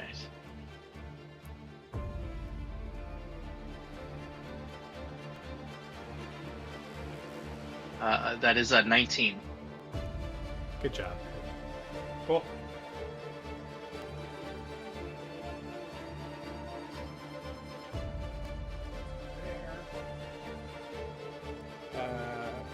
Wait, what's your movement speed? 30. Yeah, so it's just out. Yeah, so 35 gets you to that back corner. Yeah, if you want, you could move like completely to like behind the tent if you wanted to. You have the all that movement. It was just the extra 5 to be able to get there. Yeah, I just wanted to make sure I'm out of sight of her now that line of sight has been broken by the sphere. So I just want to stay on that side. Yeah, I think she saw you run in, and right now she can't see you. She could just send me. But I do imagine she would probably. I think she probably would take a step back, and then she would see you, because she essentially saw you run into just that corner of that magical darkness there. All right. Also, you're doing so much to kind of have her involved in this. I would be like, if there was a roll, it would be with advantage on this. Yeah. All right, so I'm going to end my turn there because I can't do anything else. Okay, you got it. Okay, sweet. It is now the villagers' turn.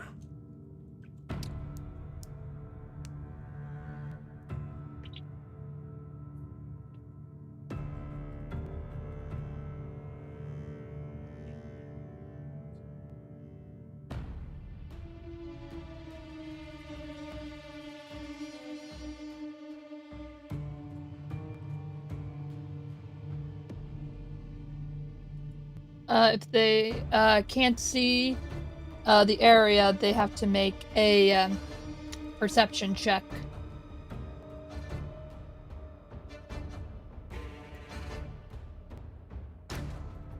For what? Any creature that can't see the area at the time the spell's cast must make a wisdom perception check against the spell DC. For what? What's the purpose for this? Recognizing or they're going to to recognize if it. the terrain is hazardous. Yeah. I wouldn't worry about that at all, actually. Okay. Because they are essentially mindless zombies. I will say this this one back here. I'm gonna say might be able to roll like a nat 20, of which I just rolled. So I will say it. That's so dumb. All right. That's one smart zombie. The smartest zombie. The smartest zombie, guys. This is your new pet. If you can just hold off on that. The rest of them are going to they're going to be making their movements. Obviously, difficult terrain is a factor. They don't know that there's spike growth, and this is 2d4 for every 5 feet they move, correct? Mm-hmm. Great. Cool. All right. Go ahead and roll me.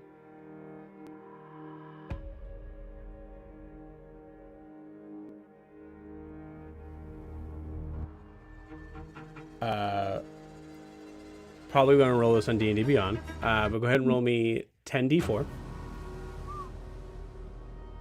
1 sec. Doo-doo-doo.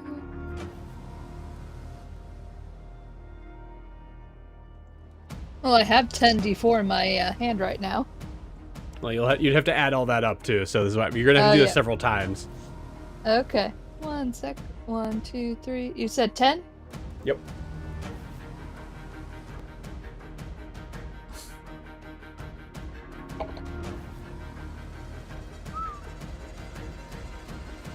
That's 40. Yeah. Okay. Cool. Great. You rolled. Wait. You rolled perfect. No, that's not Oh, possible. I see There's the no problem. 10d6. Yeah, Like, oh my God. Oh, okay. I see the Wait a problem. minute. I see the problem. That is I the was- luckiest I roll was I've like, ever damn. freaking heard. That's still pretty good for 10d6, but man, for 10d4, that would have been I crazy. see, but okay. Ignore that. I see the problem. I thought, wait, that doesn't make sense. There we go. What'd you get? 27. Cool. Still drops. So drops in that. Now I'm going to roll the rest of them just for the sake of time, if that's okay. So we're going to say 8d4 for the one in the middle, who was dead, by the way. But you guys don't see that technically in game because the magical darkness. But wow, that's a lot of force. 22 still up. Okay, that's fun.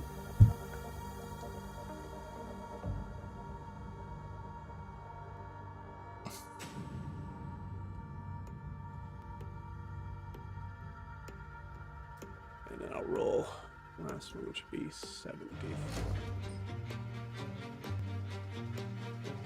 Reminds me of that time I suggested that guy crawl back to the ship through the thorns. Yeah. Yep. Absolutely. It's almost a signature move at this point. What's great, maybe for Yoon, is that he doesn't see them taking all this damage now. Essentially going through Yeah. barbed wire. I don't need to get PSD or PTSD from that. Right.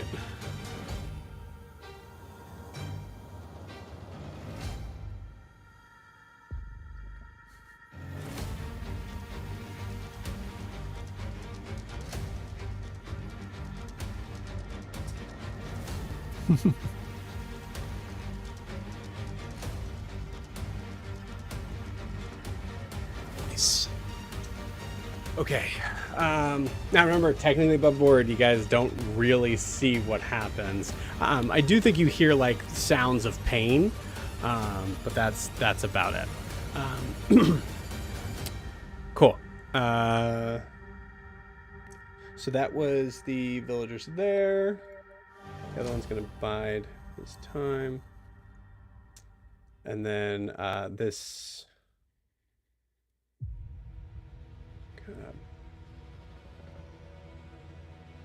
Yeah, I think the villager that is... Yeah, I think the villager that's right... Well, Kaelinor's right there. They're not dumb. Yeah, I think the villager's going to attack Kaelinor. For a natural 2. So misses. That's the one that's right behind you, Kaelinor. That's fine. Yeah. Oh yeah, you could do something cool if you wanted to there. Yeah, I'm gonna reaction, try and hit them back. Cool. Don't want to hit me. 18 to hit. 18 hits. Amazing. Only for 6 damage. Okay. 6 damage. Is bloody from that.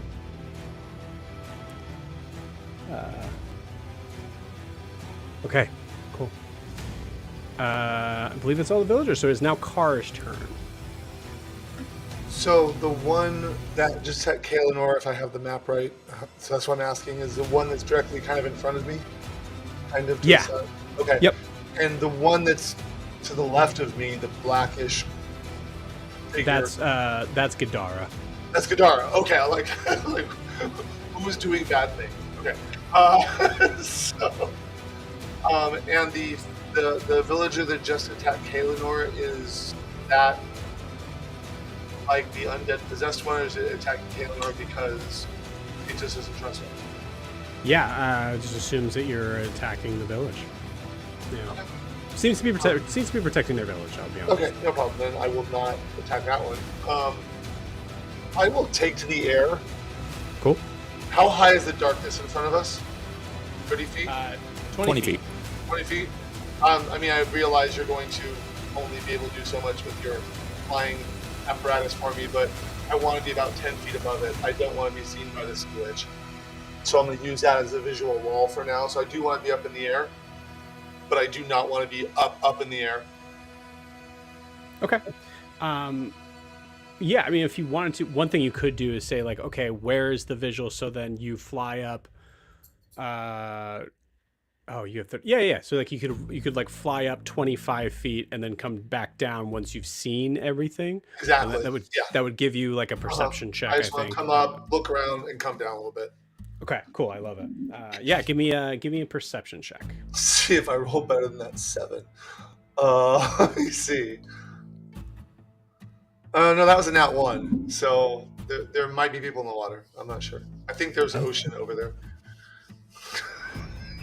I think I heard some water. Can't really do much for you with a nat 1.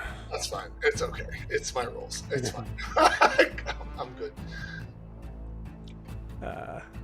Okay, cool. But we got some flying peoples. I like it. Cool. All right. So that. Well, that's just your movement card. So if you wanted to hold an action, maybe. I would like to hold an action, and what I'm holding it for right now, minus the possible reaction, so when I attack somebody that hurts them. If that villager lays his hands on Kaelinor again, I want to swoop down and kind of use my feet to push him back. Not to hurt him or her, but just be like, stop. Okay, to like, to basically unarmed combat. Not really grapple, but more push. You can do a shove is one of the attack actions, isn't it? It just pushes someone back 5 feet, right? Push, just to push it away. Not in prone though, I think. Too. In case it does continue to attack Kaelinor. That's my thought.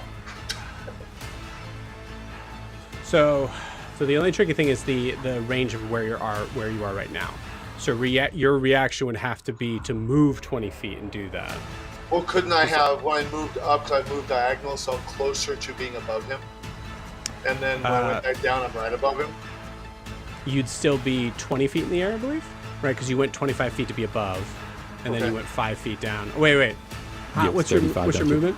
30. 30? Right. 30, so, yeah. Right. No problem. In that case, I will still be ready to attack him, but probably won't be able to because I don't want to kill him. I don't want to use my crossbow on him. So I'll just maybe use my reaction on him if I need to. Yeah, I think what you could say is like I hold an action to decide whether or not I'm going to hit them with my crossbow. Right. When that moment. We are trying to help them and they don't get it. And I don't want to hurt them further. You got it.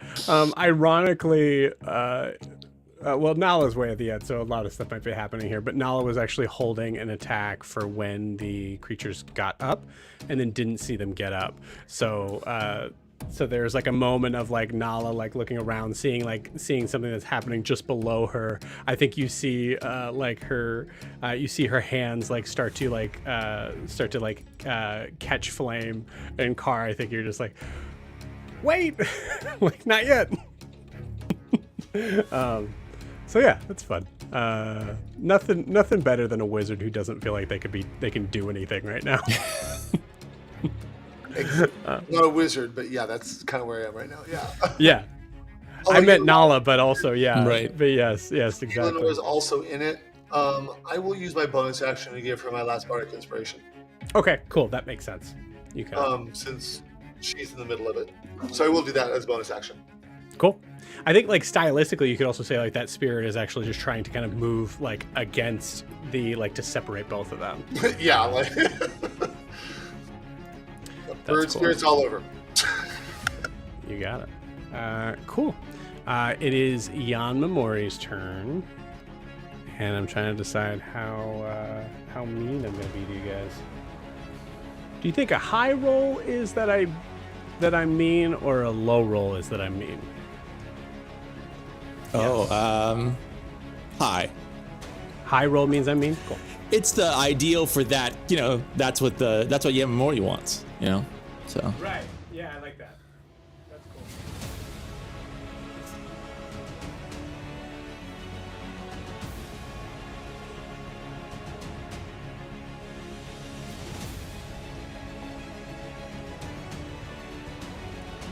Okay, so you guys don't see this, but the camera does, as Yanmèmouri lifts her hands up, and the once again the waves that are around her on the shore seem to cycle like they are once again about to turn into the extended sort of like blast of those eels. But instead, you notice that the water around starts to boil and become like a vapor, and the vapor itself starts to take the form of a serpent, as a serpent appears on either side of her. Two serpents appear on either side of her.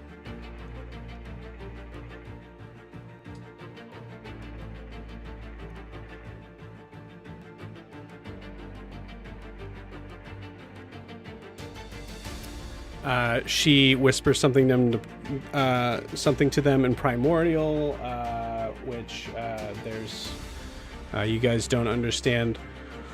The cameraman doesn't understand it, and the person that's supposed to be doing the translation was out that day. So all you see is that you see her lips move, and these like charred black lips, and you see the snakes seem to move in. Forward, I believe into the darkness. We'll see.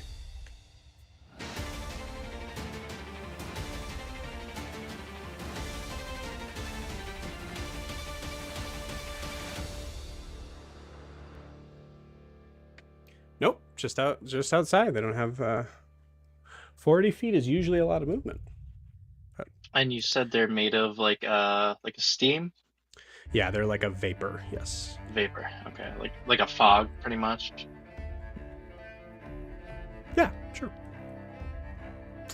I feel like Drew's trying to catch me in a technicality here, so I'm going to say, yeah, like that. Cool. But that is all Yanmèmouri can do. Yanmèmouri cannot see the rest of you. So that is it. That is cool. I like that a lot. Kaelinor, you are up, and then Gadara is on deck. Okay. This is fine. Okay. I have my movement, and I have dash because of the expeditious retreat from last turn, so I'm gonna turn around, look at you and be like, what's with everyone going into that damn tent? And then look at Ogre and be like, sorry, I'm going to the tent. I don't know what to do. And then I'm gonna rush to the tent. You're gonna get hurt. Better me than you guys. You guys are kind of squishy, and we don't need another Riarris situation. My god. Kay's thoughts are like, I don't need you guys. Like, no, I gotta. She says that she does the thing that gets Riarris killed by tanking the damage for people. I gotta do it, guys. I gotta follow in the footsteps. So I'm gonna rush to the tent if I can. Okay. With 60 feet of movement. From your vantage point, you also do see the back corner of the tent. That's where I'm aiming for. So you want to kind of like make your movement around. And you said you have 60 feet of movement? 60 feet of movement, yeah. You might be able to do this without actually taking damage from the thorns. The thorns. So cool.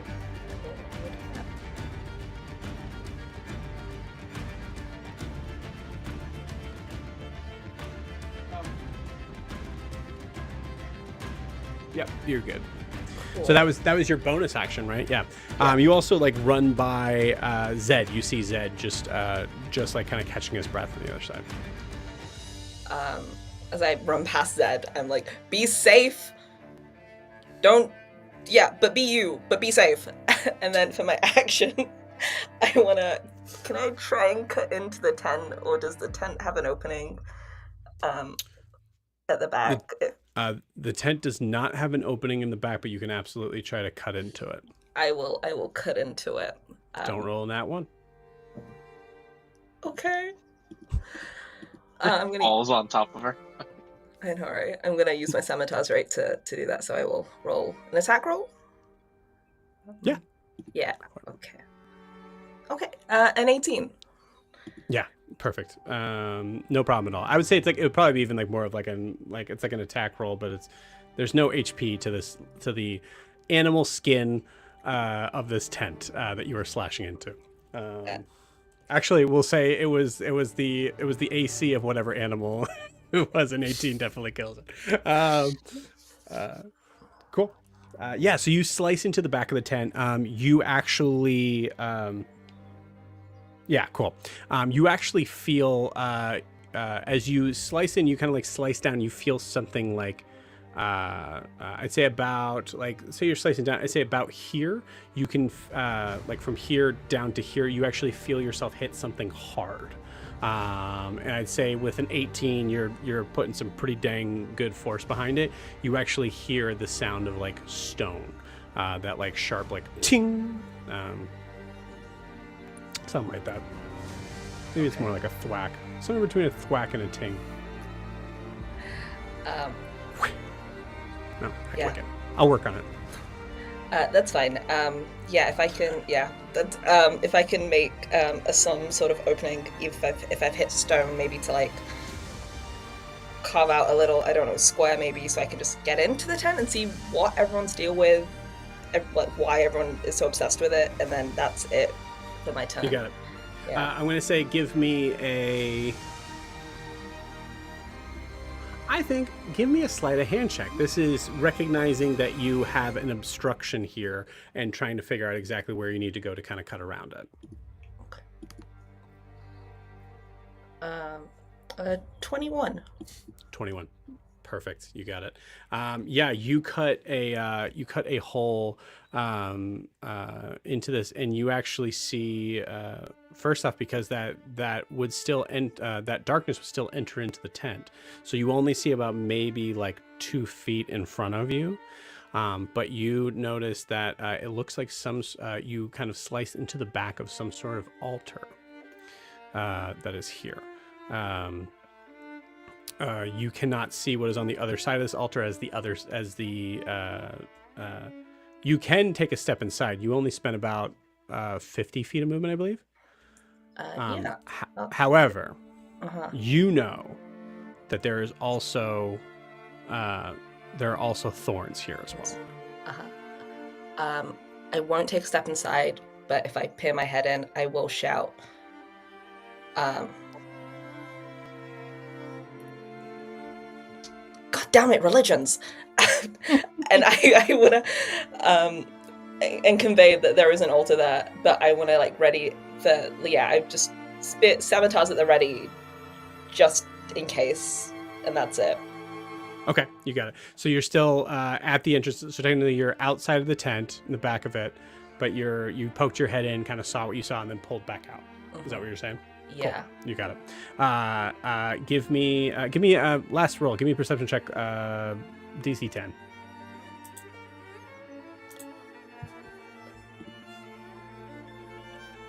Hey, it's a 6. Beginner's luck.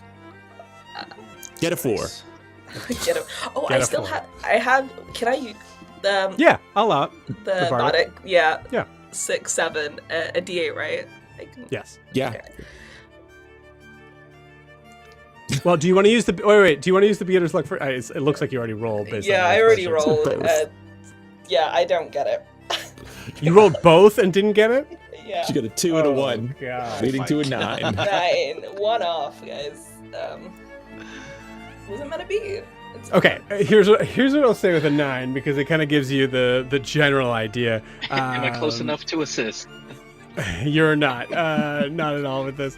I think you hear the sounds of like this, like as you hear that there is definitely something inside this tent. Well, I don't like that. Don't like that. That's everything. You got it.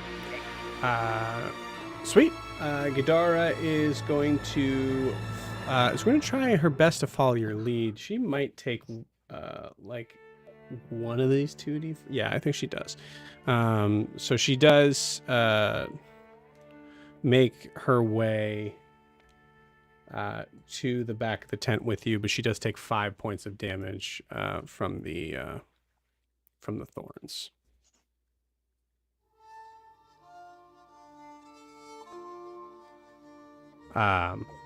As she is looking at you, Zed, with just a like, I think you see like with a clear expression of like, you better know what you're doing or I'm gonna kill you here. Because she is trusting you enough to be like, might as well assume that you know what you're doing, but the second you seem like you don't is when I'm gonna turn on you.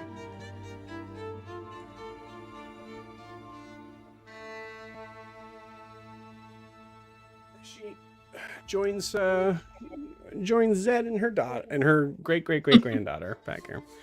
That's the thing. Yeah. Also, for viewers, like great grandmother. Most likely. We don't know for sure.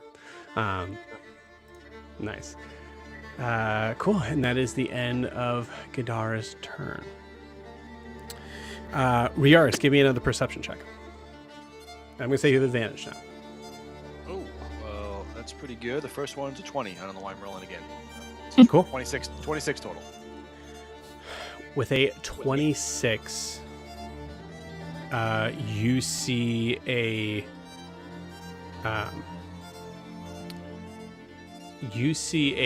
vision.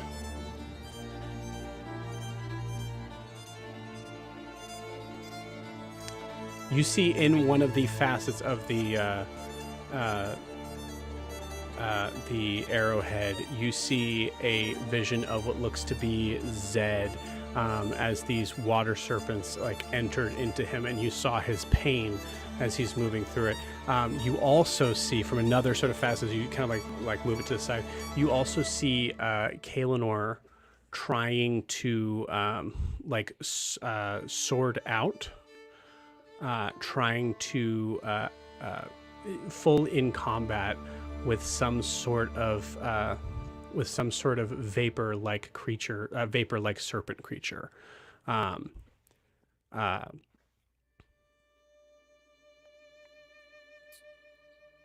As you see this, what do you say when you look up? You see your friends are in trouble. I think I looked down and not knowing timelines, and it was just, what am I looking at? What is this?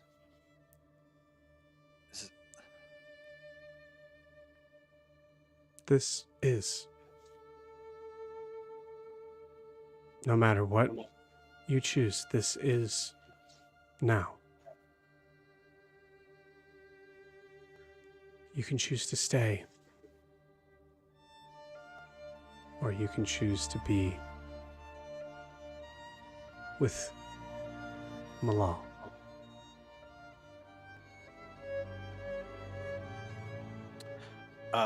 I look at her without a moment's hesitation and say, Malal.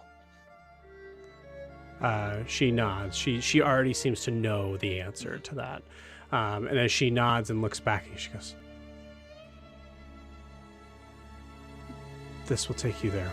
And like points to the arrowhead in your hand. But Riarris, I think... oh, yeah. You need to find another to bring all of them back to your time. Who? Not who.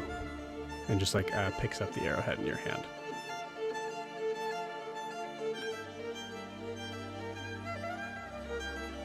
nods.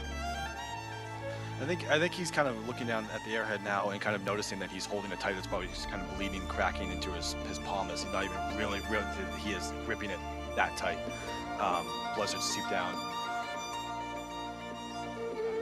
I'm ready. I'm not ready, but I'm ready. You see her kind of like nod to you as you're holding it in your hand.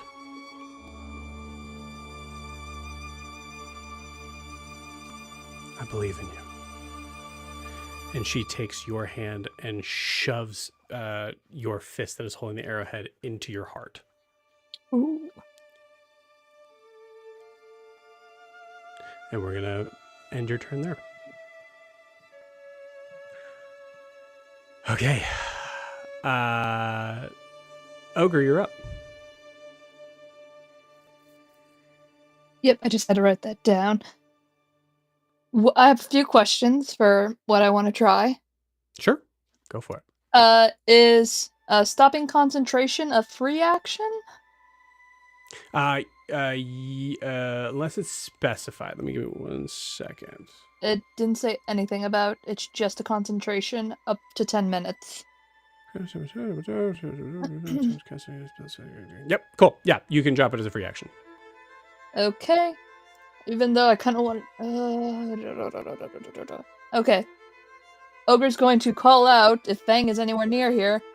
Fang, could you get on muffins and it can take you to safety? And... Card, everybody! Ogre's gonna try to get them. And... This is a little bit of shenanigans. Could Ogre turn into a sugar glider? And sugar gliders can glide up to 165 feet. Hold on a second. I just looked it up. You mean like in nature, or is there a Yeah, 5e?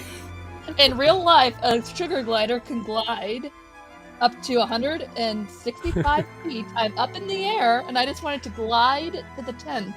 Right. So what you're saying to me, Sarah, is that you being on top of a Hundun, a fantastical creature, being an orc with pink hair, hanging out of a window as a maniacal, fiendish water creature is threatening the lives of your also fantastical friends and family, and you're giving me sugar glider real animal facts. I just want to let you know that I think that's amazing and I love it. I found a stat block here that says a sugar glider slowly descends as it falls. It descends 5 feet for every 5 feet it moves horizontally. So you're 20 feet up. You can obviously you have 20 feet of movement, and then as you drop, you could also be dropping down to another 20 feet. But no, I will not give you 160 feet of movement. To be fair, falling doesn't use any movement. So gliding, if you're falling, you can fall 20 feet. You get a free 20 feet from gliding. That's kind of what, yeah. That makes sense. Okay, so a free 20 feet, 5, 10, 15, 20. You're on Muffins, so Muffins gets 20 feet of movement. You get a free 20 feet of movement from falling, and then once you hit the ground, you have your full movement. Okay. So it's not 160, but... It'll work. I think that'll get me to where I need to go. Cool. I do love that hustle. I think that's really funny. I thought, hey, it's a fun nature fact, and if that's pretty amazing, they can do that in real life. We all learned something. That's cool. We learned. Also, a fun fact: Hippo's sweat is pink. Then yes, she's going to move. Muffins, 20 feet forward. Cool. Just go ahead and tell me what you're doing. I'll just. Yeah, I'm moving Muffins 20 feet forward. I'm going to use a wild shape, and I just look at Carr and Nala, and like I said, Ogre's gonna try to get him back and help. And you just see me like shrink, and I poof, and then I just glide down as a sugar glider. Incredible. Cool. Also, as a sugar glider, you do have 30 feet of movement speed, just so you know. Yeah, so... 5, 10, 15, 20.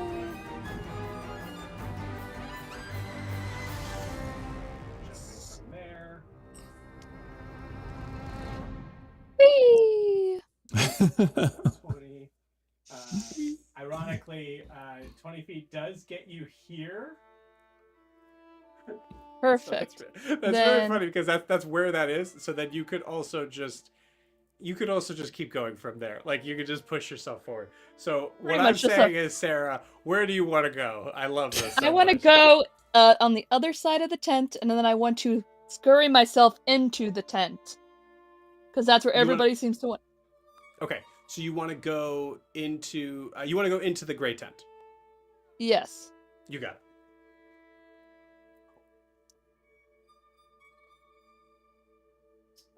Yeah, great tent. Give me a stealth check. Would I still have advantage because of the boots? No, Okay. I'm gonna say that's where because I can get nasty stacking wise. Natural 20. Not them, dude. Sick. That was so good because I actually rolled a natural 19 on one of them seeing you. Wow. But a nat 20, you are unseen. Also, you don't see anything as the magical darkness is still up. Actually, yeah, that's a good point. I think, Evan, you were going to say that. Yeah, they don't see anything. Maybe it was like smell. But maybe here also unheard, unsmelled. Unsmelled, yes. Yeah. But as an animal, the concentration is also still up. Concentration on what? The spells. Spike growth. I checked it. I think as a wild shape, it's still up. Yeah, As you a can keep concentration under wild shape, but yeah, so you didn't drop it. No, not yet, because Okay. those eel things are coming in, and I don't want them. Okay. Cool. And yeah, makes sense. yeah, this is exactly where I need to be then. That's where I'm ending my turn. All right. Great. So Nala is, I think Nala's just going to look at Carr. I think just like recognize Carr giving like a don't do it. It's now Nala's turn. Nala like kind of like closes her fist and the fire goes out. And unconscious? Can I knock them unconscious? Okay. Yeah, knock him out.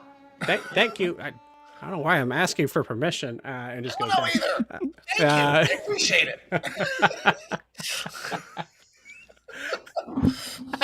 it. Goes down.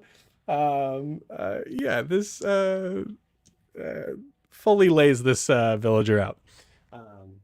It's a commoner. Just in case anybody didn't catch that, it was they're just commoners when they're villagers.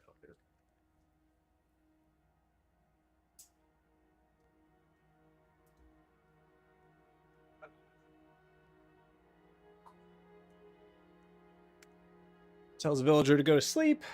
And that is action. I think she's gonna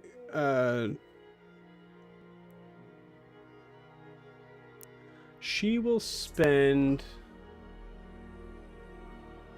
a bonus action moving as close as she can to the no, she's got movement. So she just doesn't have to spend a key point for it. She's just gonna move herself as close as she can, waiting for the spell to drop. Okay, cool. All right, so we're now going back to the top of the initiative, but I think it's a good time we're going to take our 10-minute break. And we'll start right in with Yoon. So we'll see you guys in 10 minutes.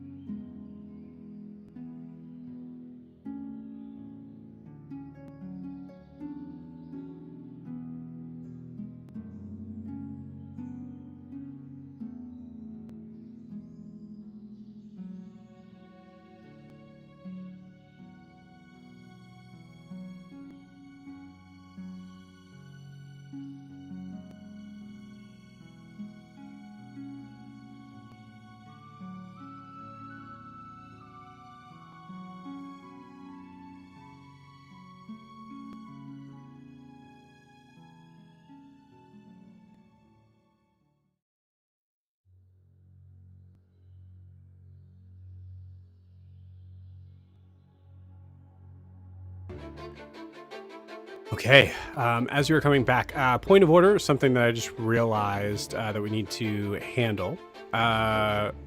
Ogre, as a sugar glider, any sort of attempt to be able to make it into the tent would immediately cause you to be affected by your own spell, the spike growth. Well, So- it looks like at the very... Okay. I thought at the very back I'd have just... Because I'm so little.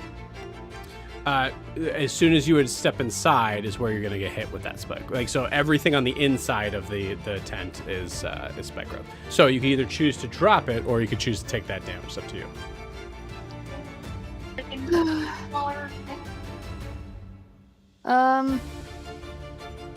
Well, it's gonna drop anyway, because that sugar glider only has 1 hit point. Mhm. So yeah, So as soon as I you're get in... Yeah, I just go... You got it. Okay, cool. So spike growth is now dropped. Ironically, no one knows that. Except for Ogre.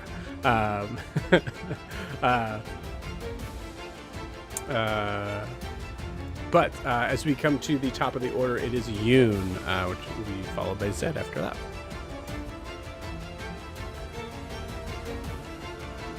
All right.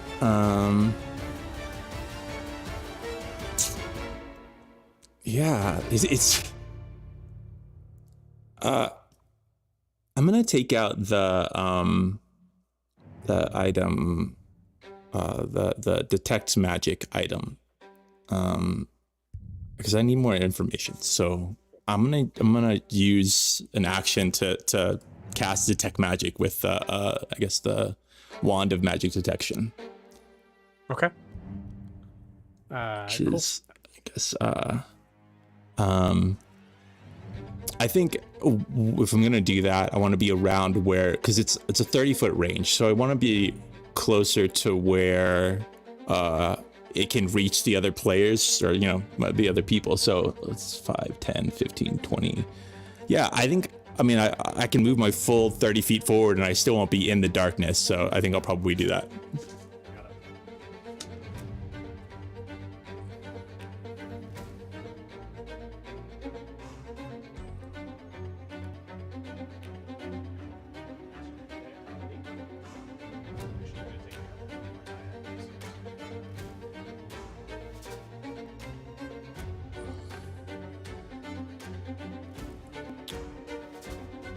And then detect magic is just basically 30 feet from you. Yeah, 30 feet. Okay, cool. Great. You detect a significant amount of like fey magic above you with muffins. There's like a little bit, I think, of like maybe like a question mark even in the magic of it. It's just fey magic. I think just weird natural primal magic. Nala is always brimming with a little bit of magic, but the main source of what you are looking for, and I'd actually argue that this might be, you might notice this above all else,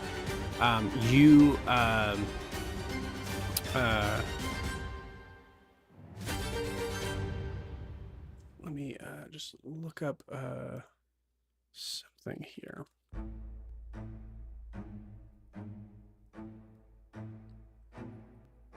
This is smart. I like this a lot.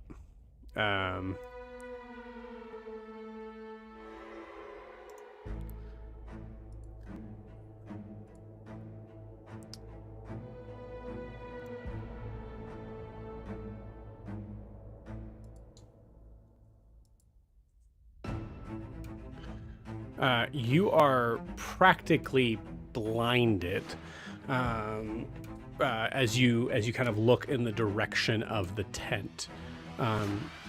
As you perceive, I'm gonna say with this, give me like an Arcana check. I'm obviously giving you as much information as I can, no matter what, but I just want to see if you get a little more. That's working class 20. Nice. Cool. With a working class 20, you you receive a fully like blinding, and I would say like in all senses, like except for maybe smell, I guess. Like there's a weird sort of thing of like you feel like maybe I think for like maybe a second just the power from this is so significant that that I would say that you feel your own, especially because of recent events, I think you actually feel your own, you feel the part of your body take a step back, but it's not like on a full like, what's the phrase?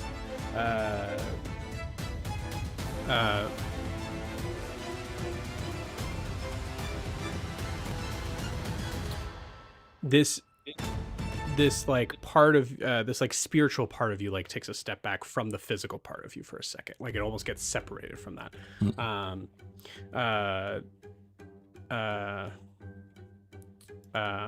As you come back in, you notice it is an intense there's an intense conjuration magic that is in that tent.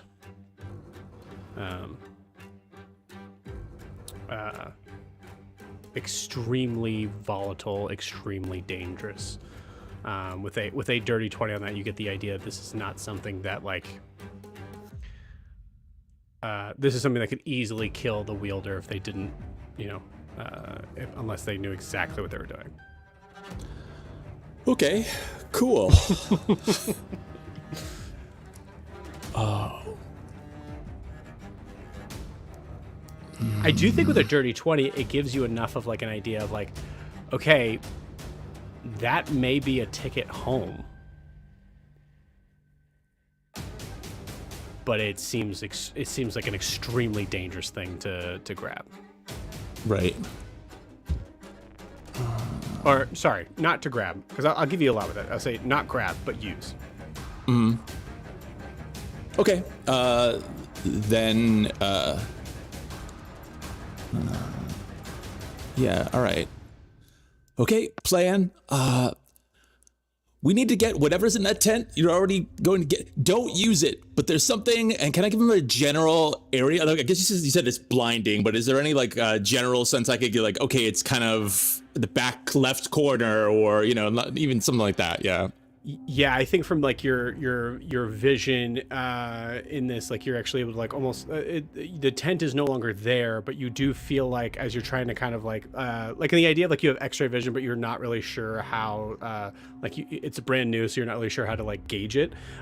So like there's a certain point where you're seeing the tent and then you're seeing nothing at all but grass, and then you kind of like pull it back in and you can see on the altar, on this stone altar is is what looks to be like some sort of I would argue I think that device is so blinding that you can't see what it is, but you can see that it is a small item that is on the altar.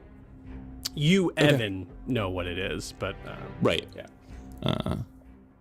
Yeah, so I try to convey that as best I can to them, or at least as general, like, you know, that there's an item in there that we should grab, but that it's dangerous, and I don't know how anyone would use it, but don't.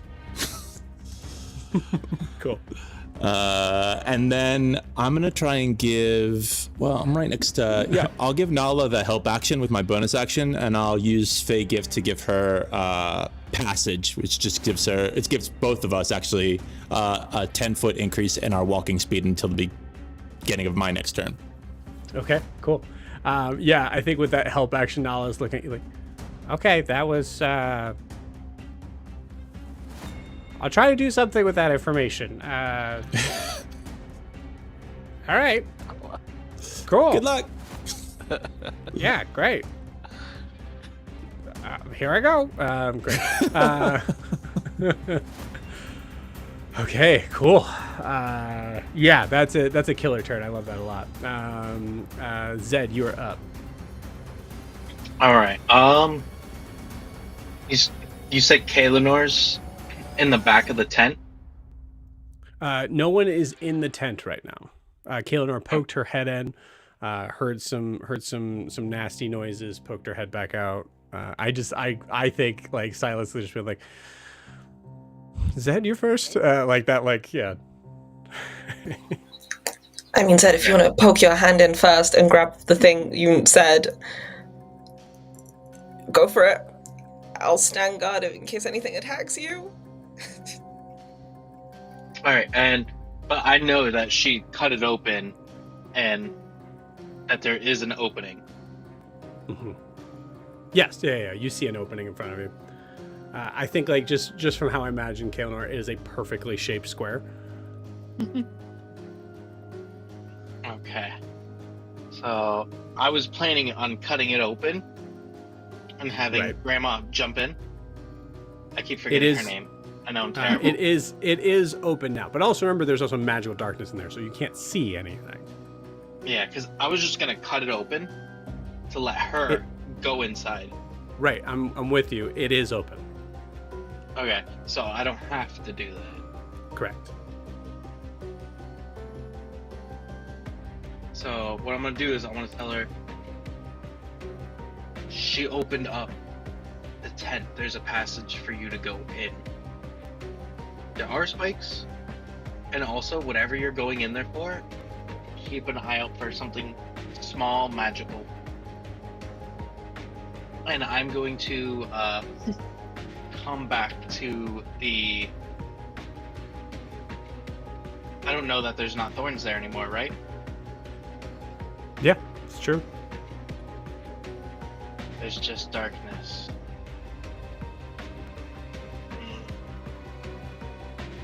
That sucks. Could I climb on top of the tent? You could. Is that like a feasible?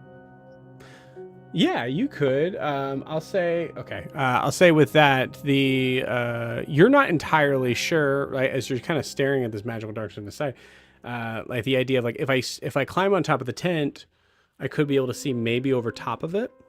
Yeah, I just want to be able to look just over the edge without being seen, pretty much. You got it. Okay, cool. Give me a. For Zed, give me an roll a d20 and just add your intelligence modifier, we'll say.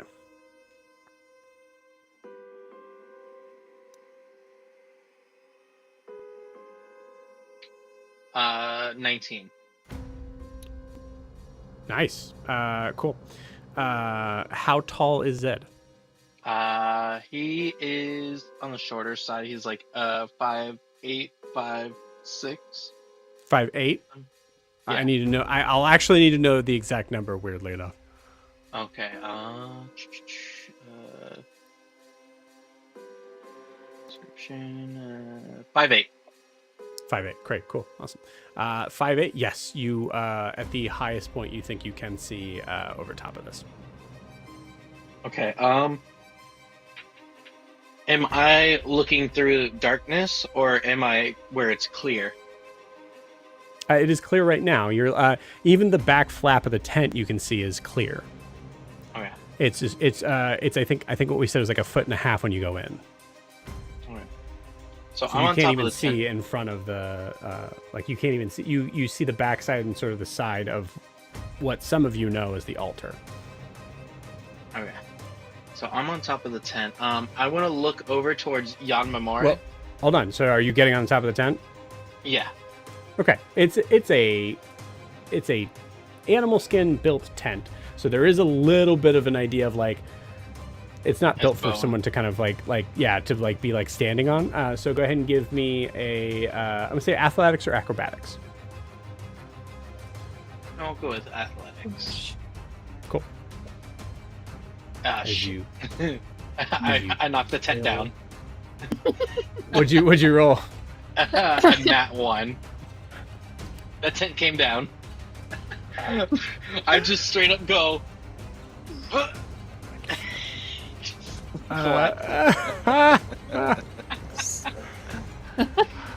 That's so You just see me good. disappear into the darkness with the tent collapsing. Just sail. I built a That's hole. so good. Okay. So there. Yeah, I'm gonna say. Give me. Ogre, you use the wild shapes for Dex, right?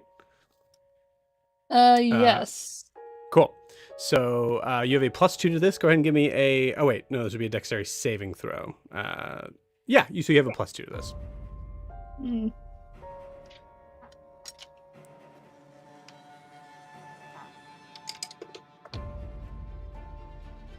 And then also Zed, give me a dexterity saving throw. That's a nat 1 for me too.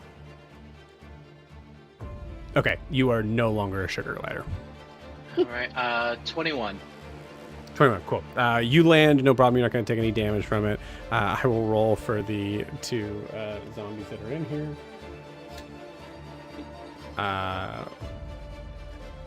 I think more. It's like more of like an athletic sort of thing. That they like catch the bones or the like hard wood that's there, and they like catch it and they're able to kind of like throw it aside. But it is a tarp that is over you guys. You are now double blinded.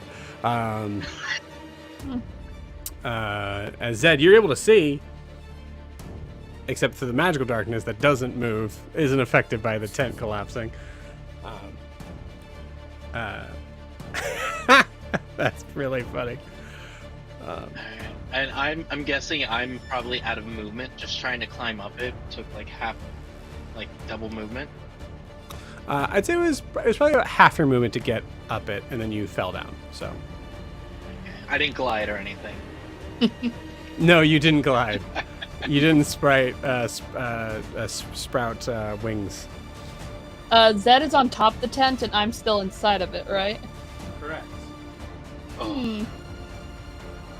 You just see a big ogre-shaped thing.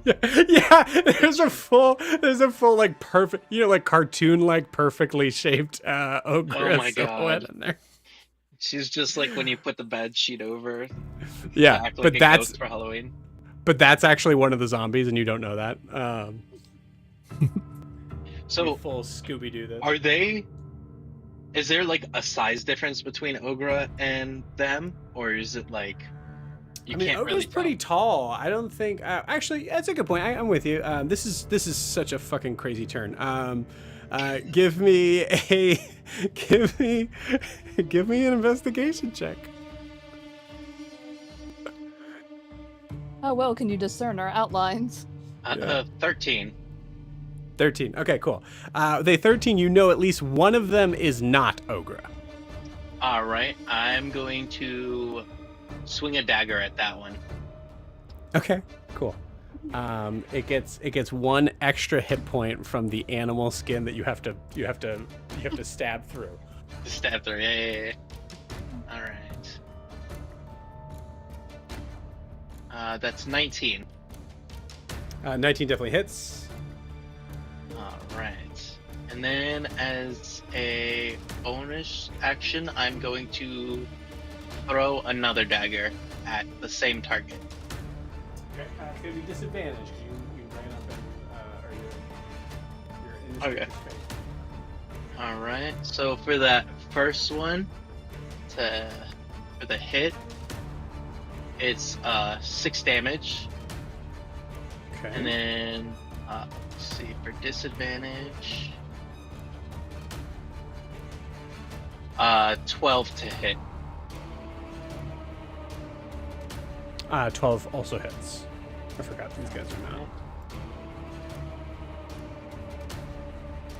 6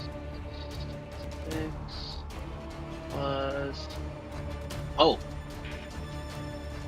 I still have my ebb and flow going, so that's another 5 points of damage, cold damage to the first hit with the dagger, and then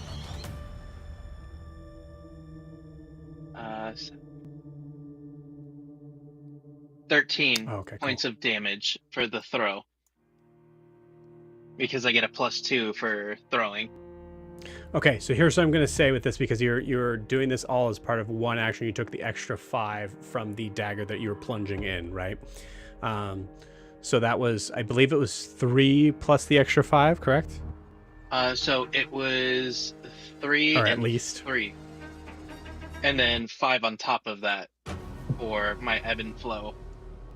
So the first attack you did, so stabbing with the dagger, how Mhm. much damage you did total? So total was 6 for the stab. Phew! My Bless throw you. was the same plus 2 because. No, hold I on, time. threw the weapon. Just give me that first part. Sorry, I just need to.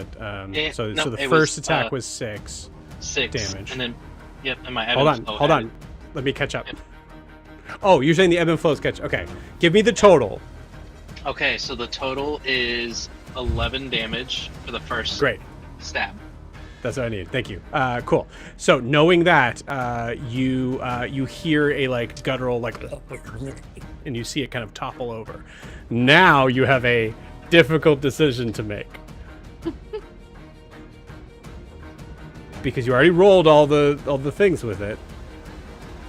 I'm gonna say roll me a. Well, if you're not sure that you'd be attacking ogre or not. So you wouldn't attack, that's fine. So you decide now, because there's only 2 left and you can't make out which one's which. Oh, So would you attack? no, I'd probably go after only the one I know for sure. You got it, cool. Well, you did take 1 down though, so. All right, cool. So yeah, so 1 zombie down. Alright, and then that will probably end my turn. Okay, you got it. What a crazy turn. All right, cool. Now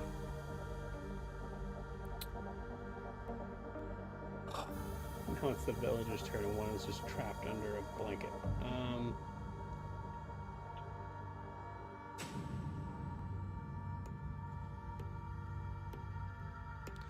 Okay.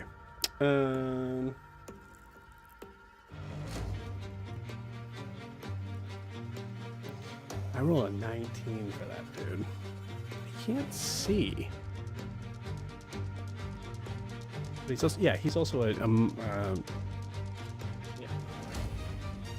Cool. Another one runs in to the magical darkness. I'm going to roll to see. Nope, doesn't seem to discern who is there, but is now inside the tent. So there are 2. Well, wait. It's laying down. I mean, it can't see anything. Yeah, so I think I rolled basically to see whether or not it finds Zed, and it doesn't. So there's one that is under the tent. There's one that's above the tent. There's a PC that is above the tent, and there's a PC that is below the tent. Holy cow! like I'm never using Tom and tents ever Jerry. again on this terrain ever. Tom and Jerry shit going on right now. Very Tom and Jerry shit. Oh my god.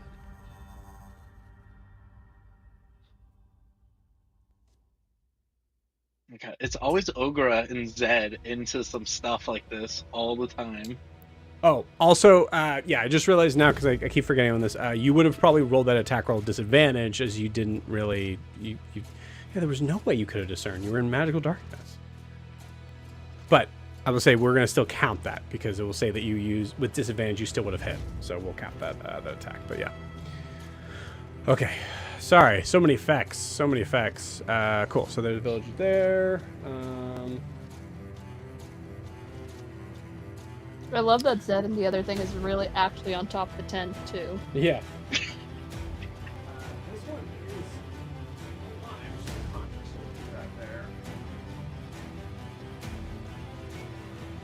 I'm just waiting for Ogra to do like a full-on freak out and just start swinging everywhere.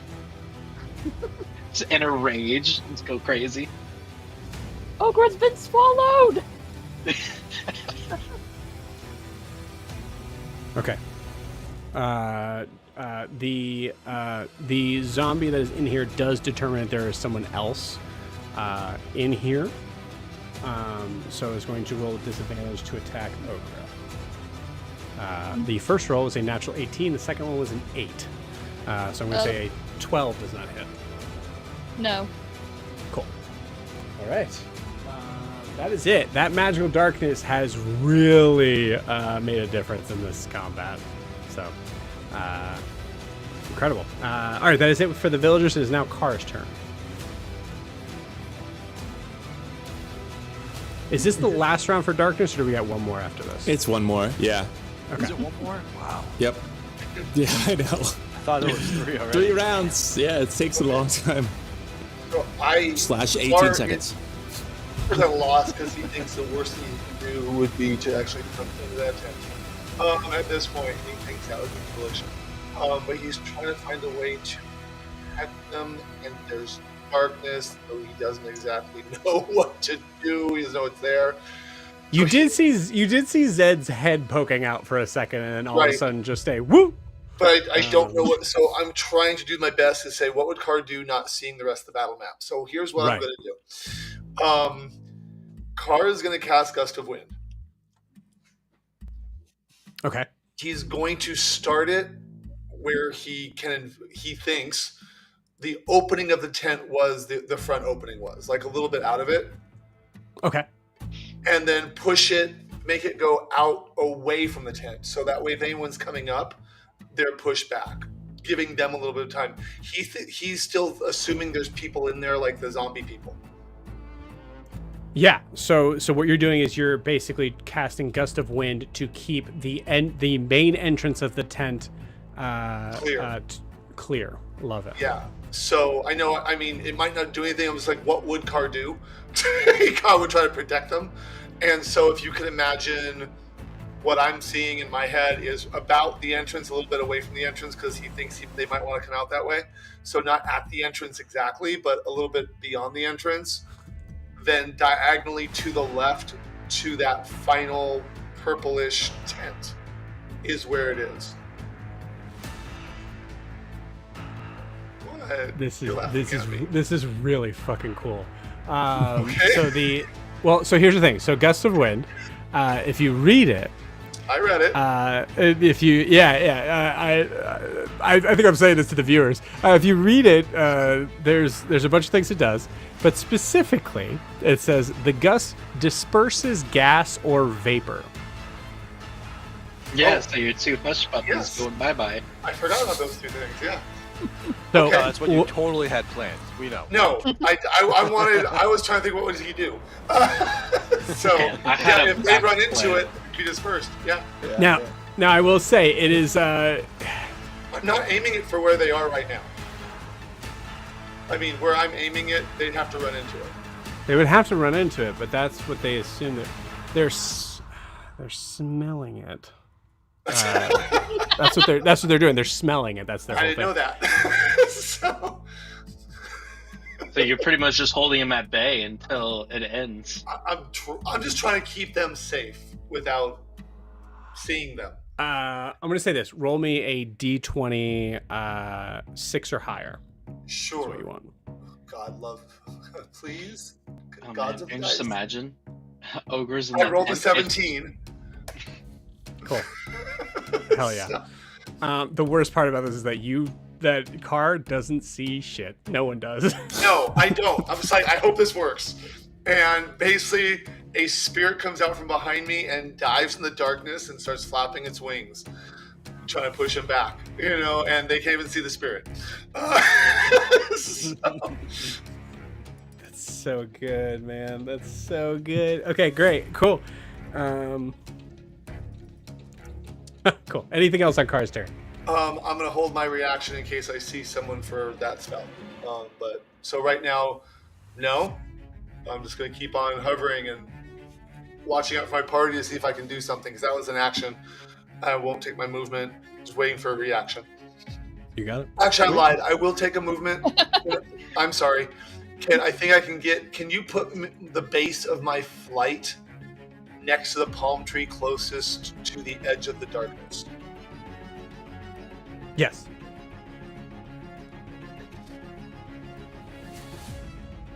I was thinking the other side, but sure, that works as long as it's there.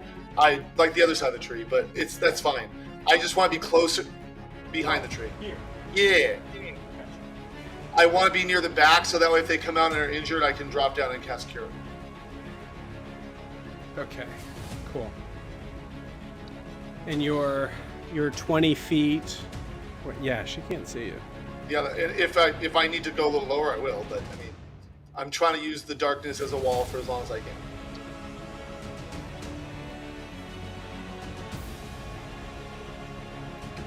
All right, cool. Sorry, I might be going out in and out a little bit, gang, but I think I understand where you are.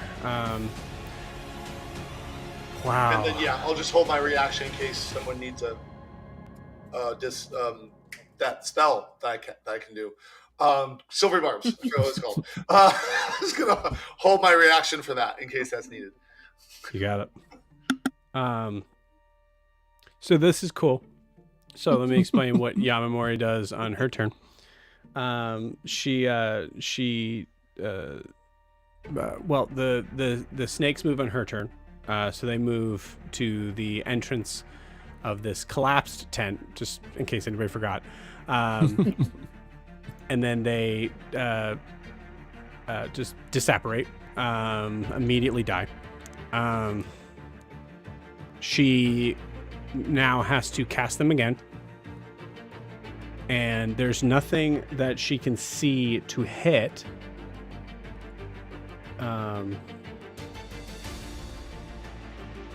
But there is but she's going to stay put.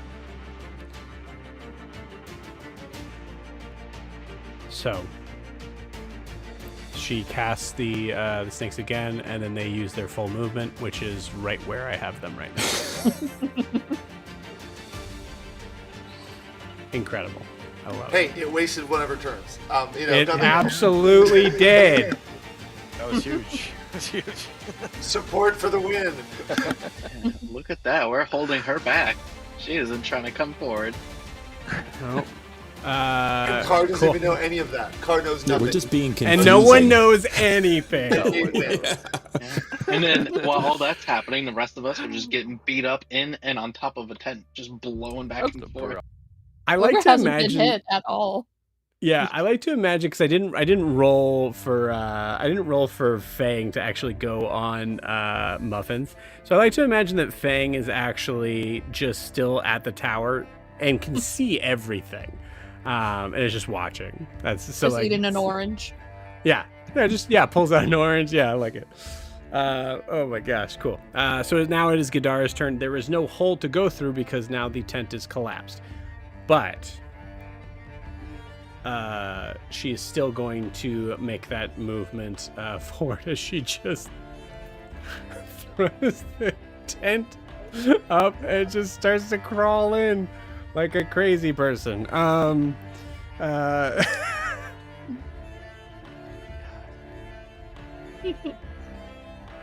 Cool. I don't want to roll this. I want someone else to roll this. So let's do...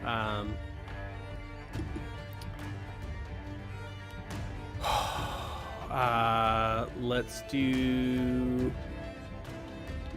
Oh, I'm sorry. I completely skipped. I'm so sorry. Kailinor, you're supposed to go before Gadara. My apologies. I mean, hey, listen. The elderly first. She is my grandmother. It's fine. She looks at you and goes, and like giving you a look of like, was this part of the plan? What now? I just go, improvise. I just fully take Falls under herself. However, I do see the half collapsed tent and Zed kind of on top of it. I'm like, I'm not doing that. I'm not that. Join No. Be safe, but be you. me. Hold the altar. Follow me. Can I know this is gonna be impossible. I'm either I think I'm gonna. Nope, I'm not gonna do that. That's stupid. Can I reach my hand in through the perfect square I probably cut out is gone, and try and reach whatever I can grab and see if I can grab the thing that Yoon told us about? But if not, I'll hold my action for So yeah, okay, cool. So thinking about this immediately, my first thought is you would be blindly reaching because the darkness doesn't move and the altar doesn't move. So even though the tent is collapsed, both of those things. But yeah, I'll allow it. I will set the DC for you. Is that what you want to do? Yeah, I'll do that. Cool. I rolled really mean. This is a sleight of hand check with disadvantage.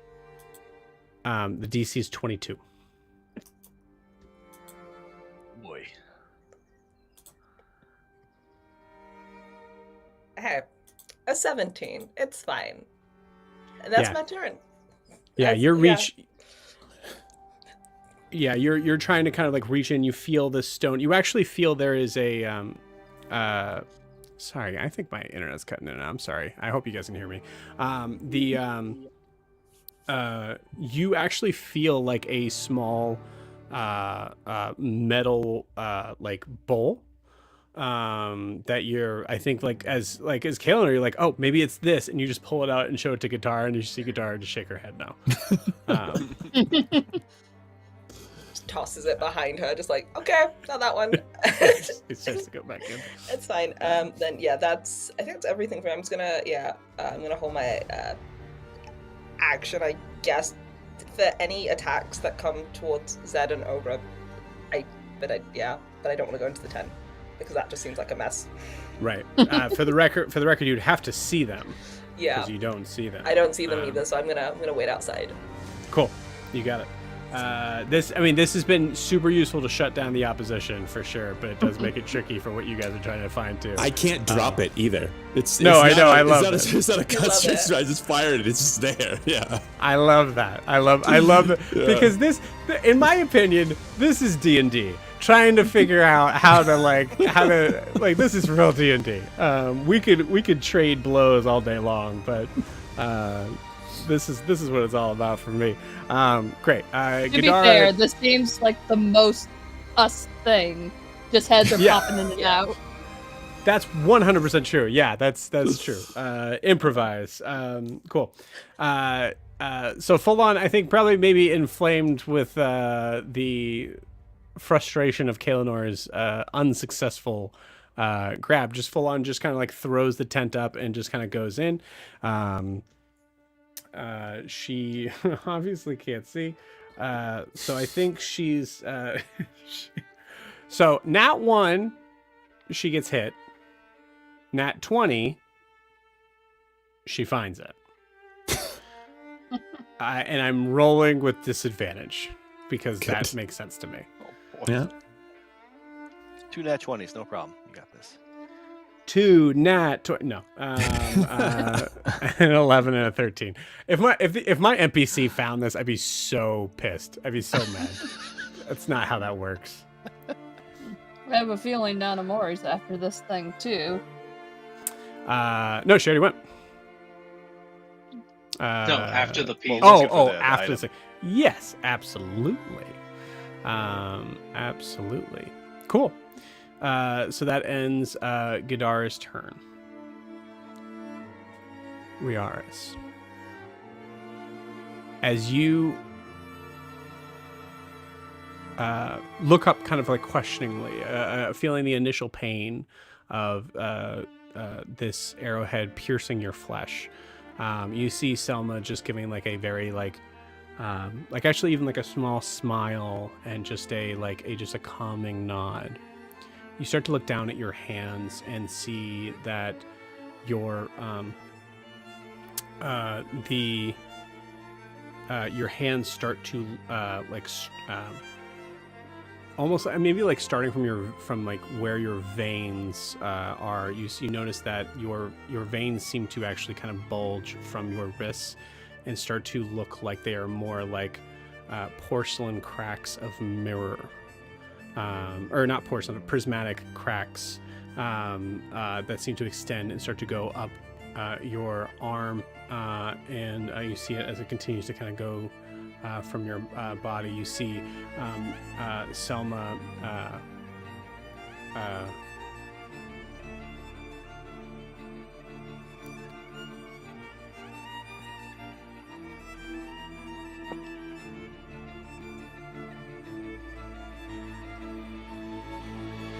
Selma looks at you, puts her head to your head, and just says, "Remember, you still need to find me. But this can save you from her." As you feel yourself weirdly, like glass, seem to shatter into yourself, you are lost in this moment. You yourself, it's not like how you went through this portal that you were in before. Your body is now pieces. You're zooming through some sort of metaphysical array of lights and sounds that are high-pitched and low-pitched, loud, soft, brightly colored lights. You feel like for a second you see faces kind of like poke in and out. And then there is a moment, Riarris, that you see the face of Yoon holding a wand stretched out and trying to shield his eyes somewhat from what he is seeing. And I think, Riarris, tell me what you do in this moment, even though you are, mentally. I think I'm trying to find a way to gather the infinite broken pieces into myself to coalesce into that moment. Seeing Yoon holding that out towards the spot, towards that feeling of feeling the different waves, the different branches, the different places, but seeing that moment and trying to pull myself however I can into that moment. Incredible. Cool. You try to reach out, you're imagining yourself reaching out and trying to take Yoon's hand to help pull yourself into the space of where he and everyone else is at. And as you feel your body being tugged forward into a light that is blue and then green and then yellow and then a very dark purple, as you are pushing and extending yourself through, you feel your body start to come together. And I need everybody to give a Constitution saving throw as we feel this explosion of nothing but just sound and energy come from a specific spot on the map. So everybody give me that con save. 16. Car got wait. 11. 22. It was 16 saves, 22 22 as well. saves. Okay.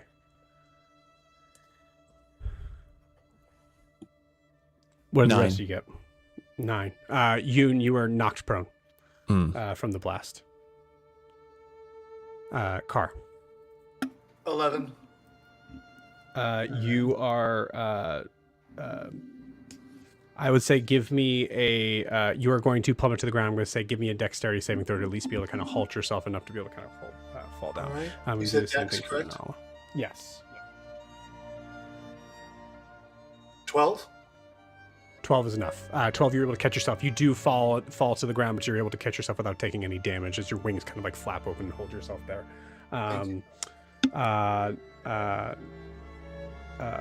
Nala fails, gets knocked to the ground.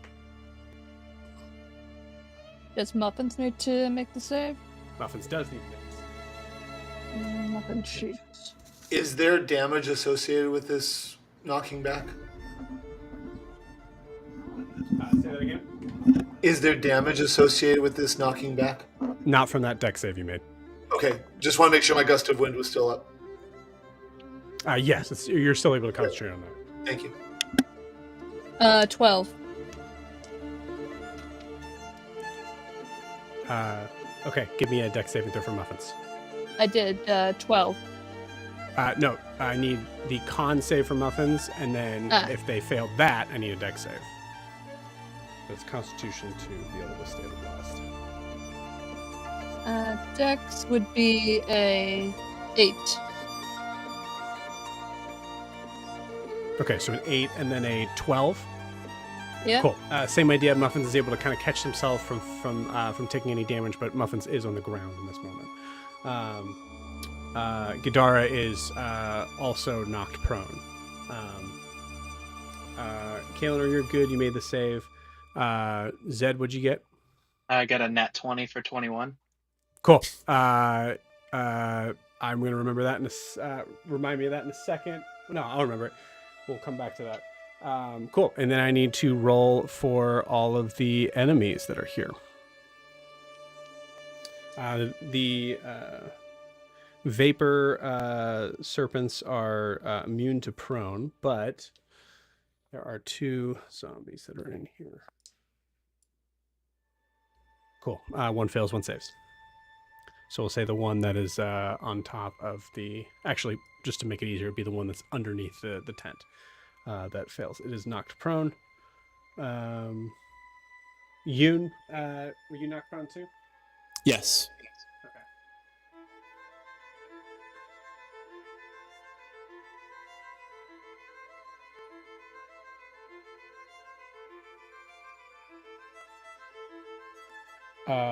Dan, do you want to explain what they see, or do you want me to? Your call. Go for it. You can do it. Cool. You got it.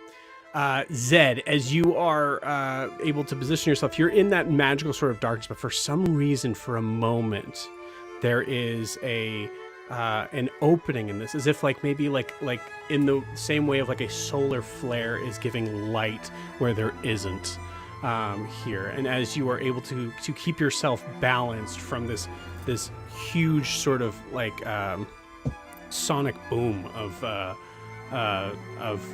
sound and energy, you see these odd sort of they're almost like stars, except that they're twinkling all around from the base of this palm tree. You notice that the stars themselves seem to kind of swirl together and then pull themselves into a large mass of white light. And you see, stepping through a portal, man you thought was long dead, Riarris. Riarris, it is your turn. Okay. What can I see what is around me, where I am, what is Yes. happening? Make a perception. Yeah, so you immediately see there is an extreme concentration of magical darkness to your right. Periodically, I'll say on your turns, but also if it makes sense, as you guys are kind of getting up, trying to figure out what's going on in there, you guys are periodically gonna see Riarris. So you notice that there are a good amount of people that are on the ground, but you're able to notice that they are fine. You're actually able to probably determine that there must have been some sort of blast from this, but you didn't feel that. I'm going to say, give me an Arcana check with advantage.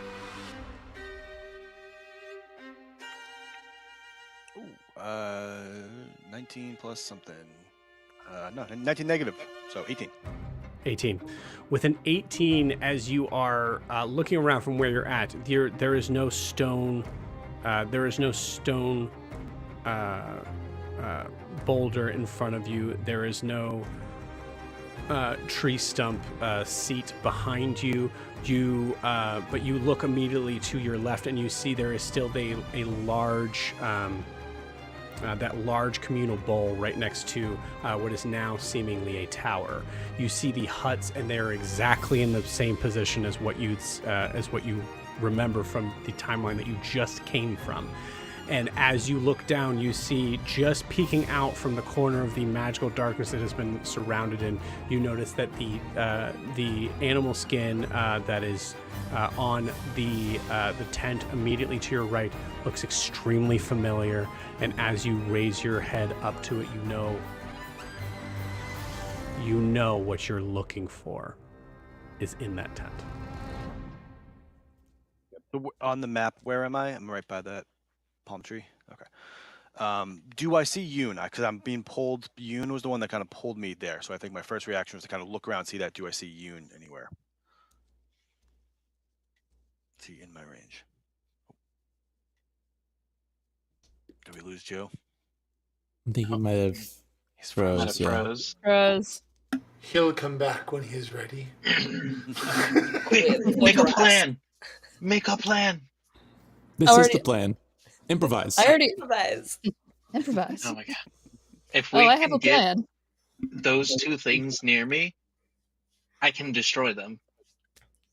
Because in my thing it says create or destroy water. Even like stuff like vapor or fog, I can destroy. Do you Raw, that doesn't really work, but we'll see. There's If you I specifically looked that up because I knew that we were asking vapor. I was like, hey, does create destroy water elementals? Although it depends what they are. If they're water elementals, I know it doesn't work, but it's also a DM call, so we'll see. Yeah. But I mean also his gust of winds destroyed them. Absolutely, yeah, True. yeah. Mm-hmm. if 'cause you they're can like, yeah. find sorry. No, go ahead. If you can't find the magic item we're looking for, I think Ogre can do it. Well, after this turn, the darkness will drop too. Okay. Still have a whole turn of actions before that happens, but yeah, it's the last turn of it. And then it turns into silence.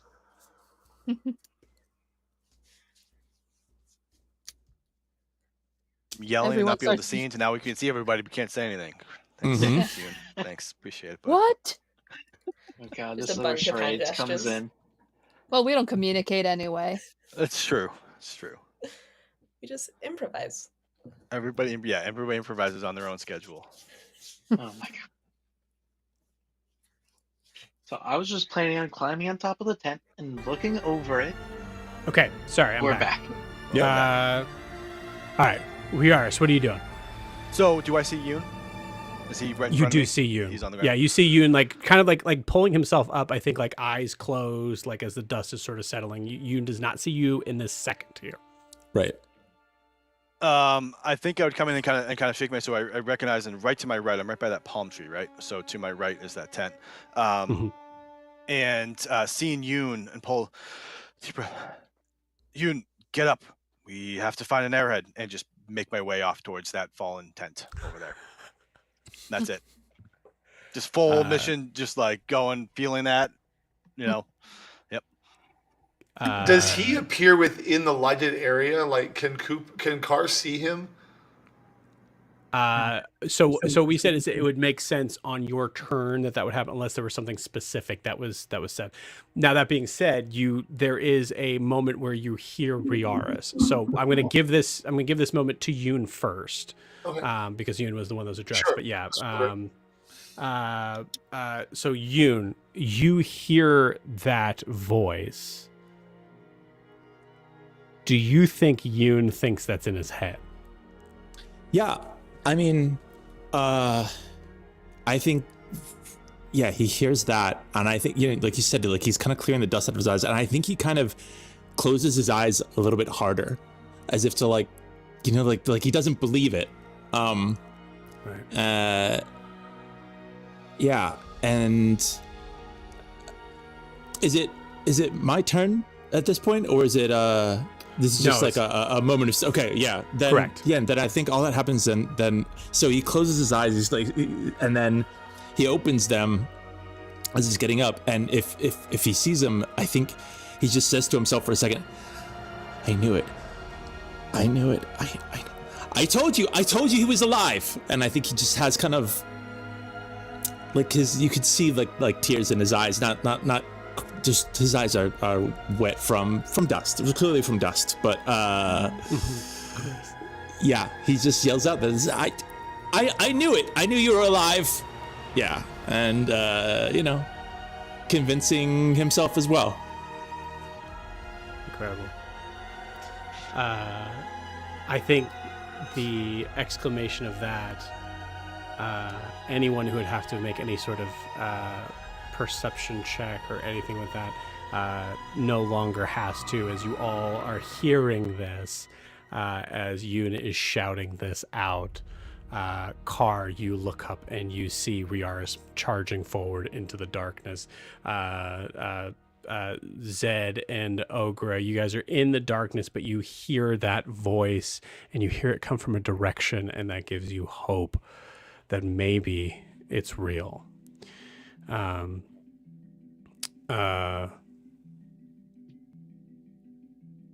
So make sure I'm not missing anybody. Okay, cool. Yeah, that's everybody. Cool. Yeah. So Car, you hear that, you kind of like are picking yourself up in this one because you're prone, but you're picking yourself up in this moment. You see Riarris. In case there's anything you wanted to say or do there. Oh, Car probably just cheers out a loud squawk. Ha! No spirit! No spirit! Just because he couldn't find it earlier. Like, he's just excited that he's alive. Incredible. You just see in the sheet one figure's doing this. Yeah. Yeah. Kaelinor, you're hearing this.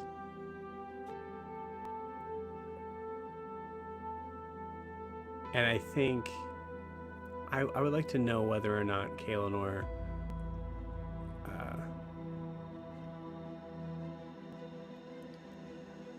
because there's a tricky thing with this where Kaelinor, your angle, you can't see Riarris. So the funny thing is, do you think Kaelinor is going to try to maneuver around to see Riarris?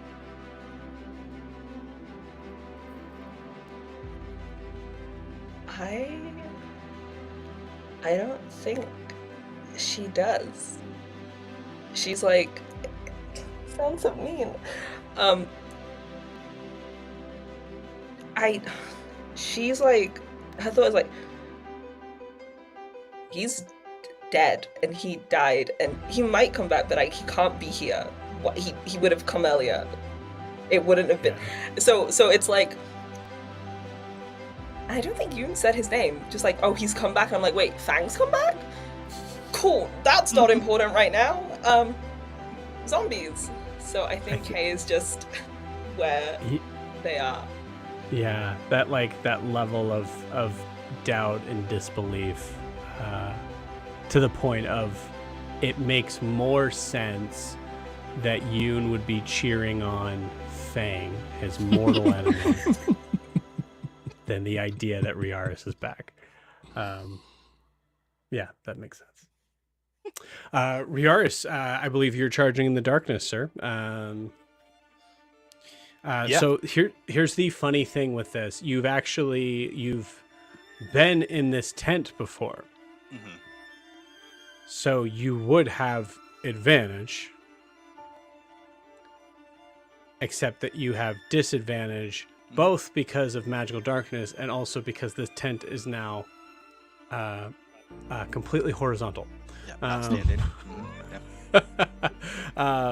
So as you run into the darkness here, I'm going to give you kind of the same. I'm going to give you the same odds here on finding it, but also giving you a straight roll with this. But I also would like you to tell me what it is that you're wanting to roll to try to find this this arrowhead. So before I go in, after I kind of talk to Yoon and I go into the darkness, and as I so Riarris is kind of coming into this and absolutely not absorbing the situation. He is just like, Yoon here, gotta find this, gotta get out, like just single track mind, like not really seeing what's happening. And as he walks into the darkness and sees the darkness, Riarris would, if possible, I would like to cast thaumaturgy to raise my voice and say, we need to find an arrowhead. There is still time, as I kind of walk in towards that area to make sure anybody can. I don't even care. I have no idea who's around. I don't know anything about Yanmèmouri or whatever's going on. I'm just going, we need to find this and get this and go in there. I think triggering the darkness is like, okay, what is happening here? And then to find it, I think I would rely mostly upon Arcana, sense, feeling it. I came in and feeling this thing and understanding. I'm still feel the ache in my chest from where it hit me, from hitting it. So I'm just trying to rely on that feeling of my association with this item. You got it. Give me that straight Arcana check. Oh, nat 20. Oh shit. Guys, D&D is fucking Now it awesome. feels good. Incredible. I think in this moment you are pushing yourself into this underneath this tent, and you hear the sounds of something horrible and dark in here. And as you feel it reach out towards you, you instinctively slam it down with your hand and push right on through it, just shoving this creature out of your way, reaching your hand forward, trusting your instincts and what you remember and what you know to be true. You find two things. You feel something in your hand that feels cold and glass-like, and you can feel the facets on it. You know you have the arrowhead, and you find you feel as you go to pull it, you feel there is the weight of something else underneath it. As you feel there is a small slip of paper. Do you choose to take it with you? Yes. You got it. You take this slip of paper. You have it. The nat 20. That is your action to grab those things. That is truly only about maybe 10 feet of your movement. Is there anything else you want to do in this moment? So, I mean, am I like crawling in this tent? Like, I think with a nat 20, it's not as cool to crawl, so I think there's just a moment where, like, the gust of wind that I think Carr, like, when he fell down, the gust of wind happened to, like, maneuver a little bit, so it actually shoots the tent up, so you were able to just walk in for a minute, grab it, and then decide what you want to do before it collapses down again. I love that, because I imagine him, like, opening the tent, like, okay, I can't see, but I kind of know where this is, and it all just works. So that's I am not taking away this moment of glory for you because of a broken I'll down cry through tent. the muck, man, if I got it, but I'd rather not. Yeah, so I mean, I think with that and the thaumaturge, that's probably all that I have. So I will, I can't see anybody in here. And I think I would go to leave. Yeah, I'd go to kind of get out of the tent, not really knowing, and just going to leave towards the last thing I did see, which would have been Yoon. So I would have gone back to Yoon and relied on Yoon to tell me where everybody else is. We need to go. So Great. So if I can get back to where I started with like 10 feet, then I'd have like 10 20. more. Yes. And if I could, I would then kind of go over to Yoon and offer to kind of help pick him up. And just kind of give like a wry smile, like, I guess everybody could hear it. Thaumaturgy's still going, and just kind of reiterate, we still have time. You're late. That's so good. On time. That's so freaking good. That's so freaking good. Ogre, you didn't see any of this. It is your turn. Riarris, do you think you yell like "got it" at all, like to the like, so that Good Ogre question. isn't continuing to look No, for this thing? oh god, I want to say that I did, but I feel like I wouldn't have. Yeah, I love that. So no, I don't think that I did. It's not his movie moment to say like, never Got mind, it, I you know, found yeah. it. Yeah. Yep. Incredible. So Ogre, you're up. Question: can I use interacting with an object as a free action? Depends on the object. Grabbing the thing over me and just ripping a hole so my head can pop out. I love it. It is an action, unfortunately, but yes. Okay, then she's going to crawl and try to get out of the tent. Okay, well, I'm sorry. If you're just looking for just flavor, absolutely. I love the idea of just like, pull it. Yeah. Wait, I like that. Riarris Sorry. is here? Rip. Cool. You're still. That's so. You say Riarris here. You pull through the tent, and you're still in darkness. But yes, you are now on the top side of the tent. Oh my god. It's so movie dramatic. Just rips it, just goes right through. Yep. Incredible. And that was an action. I want to point out something real quick. All of these, every single one of these huts, or these tents, I can take the tops off, except for that one. I like this better. Perfect. Oh my god. Nice. You chose wrongly on which one to be with. Did. So that was was not an action. That was not an action. Okay. Yeah. Then I can't see anything, but I've heard Zed around here. Mm-hmm. And Ogre's just gonna yell, Zed! Ogre, try to get us out of here. Hopefully you're somewhere near. And I'm going to wild shape again into a war horse. Or if you hear or feel me, just grab on. Cool. Here, feel me. You hear or feel me, just grab on. You know Zed would end up grabbing a zombie by accident. Oh my god. Okay. Yeah. Zed, if you would like to use your reaction to roll a D20, adding your wisdom modifier, because I don't think there's a roll for this. I don't think there's like a sense check. So, did Zed hear Riarris saying that we need to find an arrowhead? Yes. Okay. So do you think you stay there? So he is gonna be distracted. Okay. All right. So okay, he you probably got it. didn't hear Ogra. You got it. Cool. All right, that works. Ogra, is there anything else you'd like to do in your turn? So it's an action to wild shape, right? Put that horse mini on that tent. I'm doing it.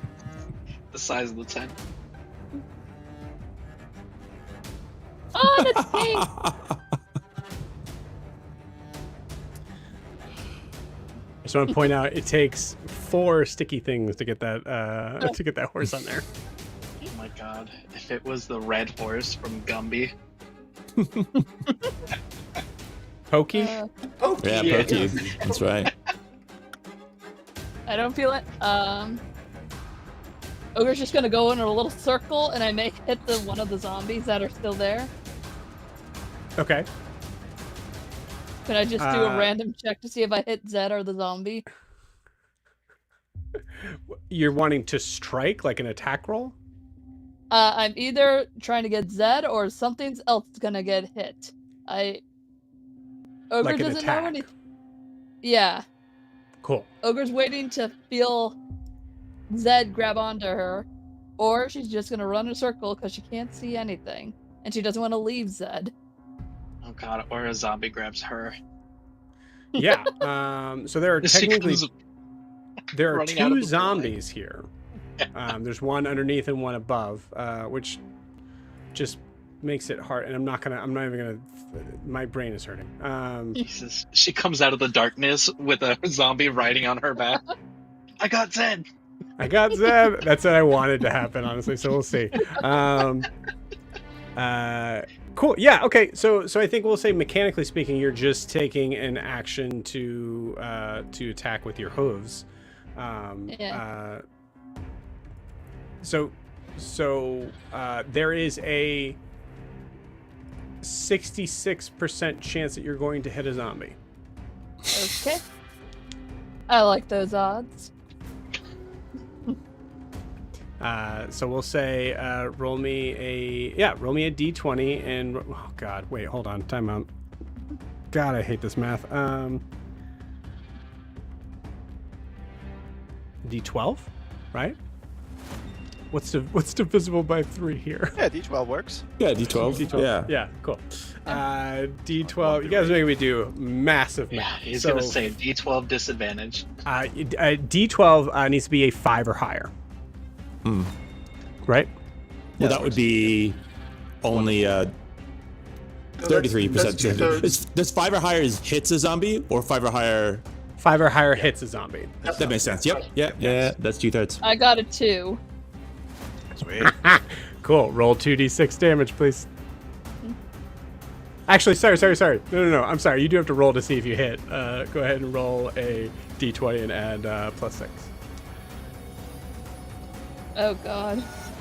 It hits. It's an 18 plus 6. Okay, cool. My God. Go ahead and roll 2d6.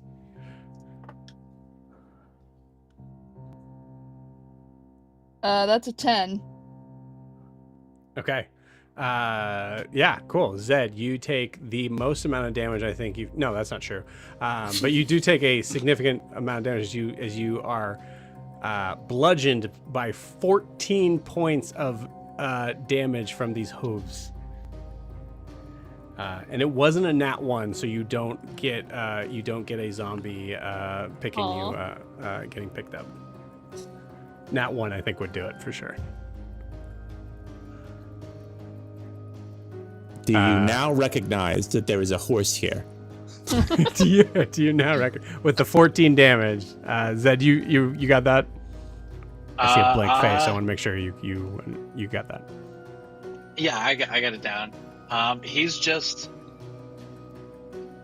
clenched fist, knowing that like Death's Grip could not contain Riarris, knowing that he was gonna come back. Okay. So he's preoccupied with like hearing he needs to find the arrowhead, and he's going to try to buy as much time as possible. Okay, that makes sense. I'm with you.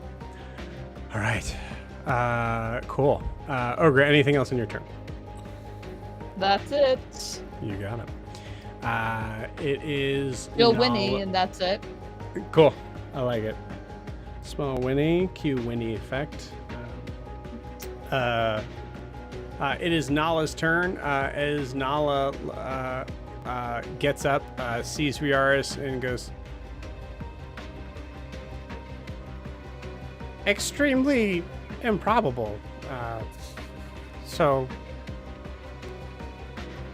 Good job beating the odds. Do you know what we're doing? It's a free action to respond. Oh my god, I'm surprised she's not like, oh, the only one I can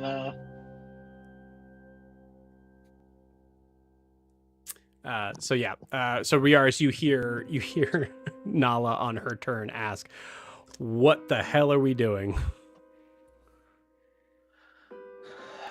Looking up towards Nala. Like noticing, something's off or whatever about it to myself, but then say, get everybody to me. We're getting out of here. Okay. Now, When you say everyone, and looks towards the tower. Nala, that's all I'll say. Let her figure it out. Got it. And just like with a jet of fire, you see her take off towards the tower, and you see a small goblin get thrown from the second floor towards your direction. As Fang joins. He takes how much damage? Catch. Yeah, he's full dead. No. I think Riarris is kind of like, oh, he's alive in this time. That's interesting. He's just somersaulting through the air. Yeah, let's mechanically figure this out. So she's going to, so this is her full turn, and there's a moment of like recognizing, okay, cool, this is something that I can do. Okay.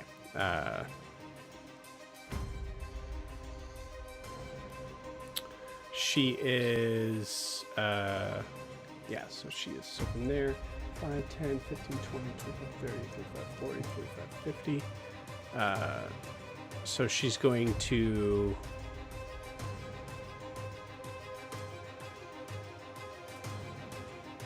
She's going to dash here.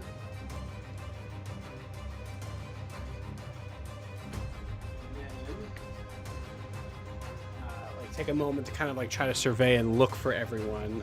Sees Kaelinor, I think, and sees Carr, and so that was 50.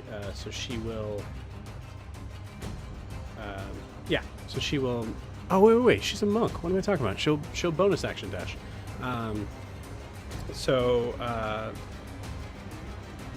So she has 70 movement left.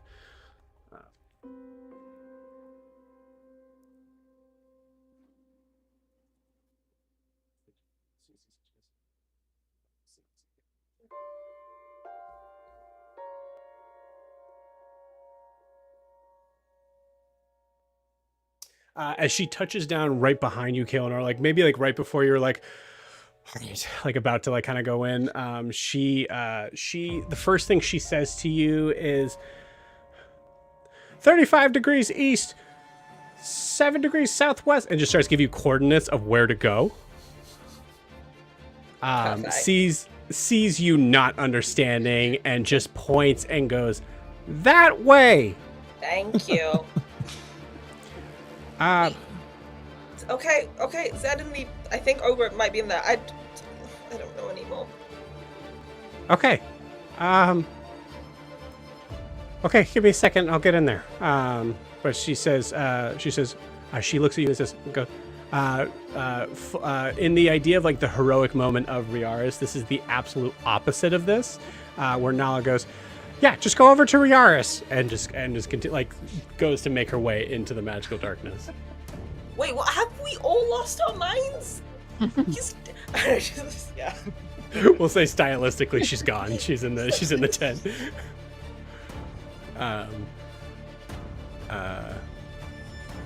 Gidara yells out,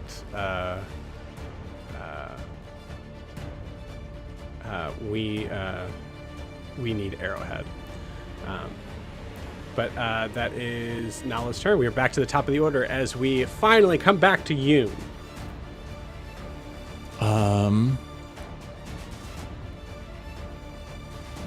As I'll say, I think Riarris is like helping you up.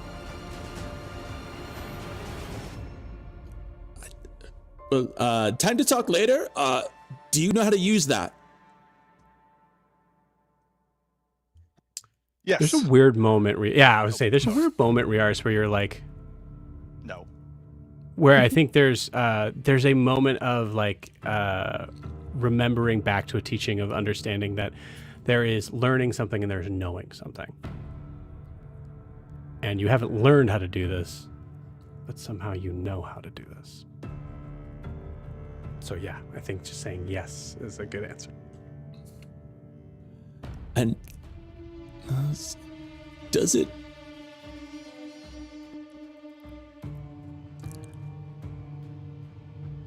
What does it do? I was gonna say, does it do what I think it does, but that's too much of a leap. Sure. When everyone's here, we can get to that, Yoon. It will put us back. Perfect. All right.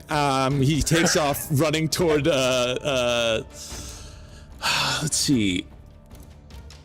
Yeah, he's running toward where the other people are.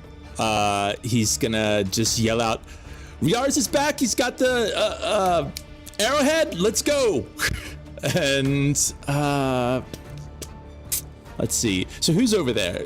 Zed's in the tent or something, or is he on top of the tent now? I'm on top of it. Okay. Zed's on top of the tent. Ogre is now also on top of the tent. There's a zombie underneath the tent, and there's a zombie above the tent. Can anyone Still be darkness, seen right? over there, or are they still in the darkness? Assuming the darkness lasts one more round, I believe. Yeah, at the end of this round, it's gone. Yeah. At the end of this full round. Yeah, of when it combat, gets back right? to my turn, yeah, then it'll be gone. Yeah. Yeah. No one can see anyone else. Okay. Weirdly, you hear a like whinny, and you feel like there's a horse that somehow got in there. All right. I'm gonna run over to beside the tent.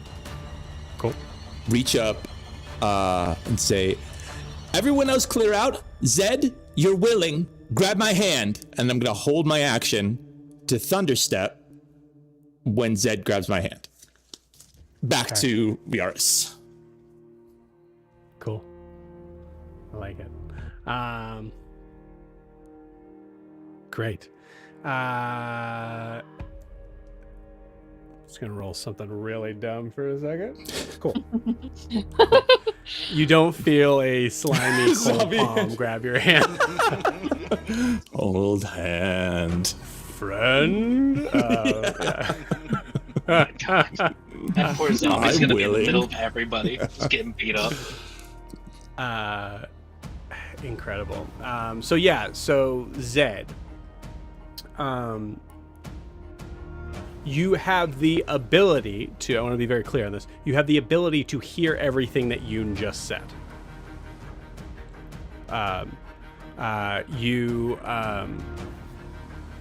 I think you even hear directionally where he is, very close to you.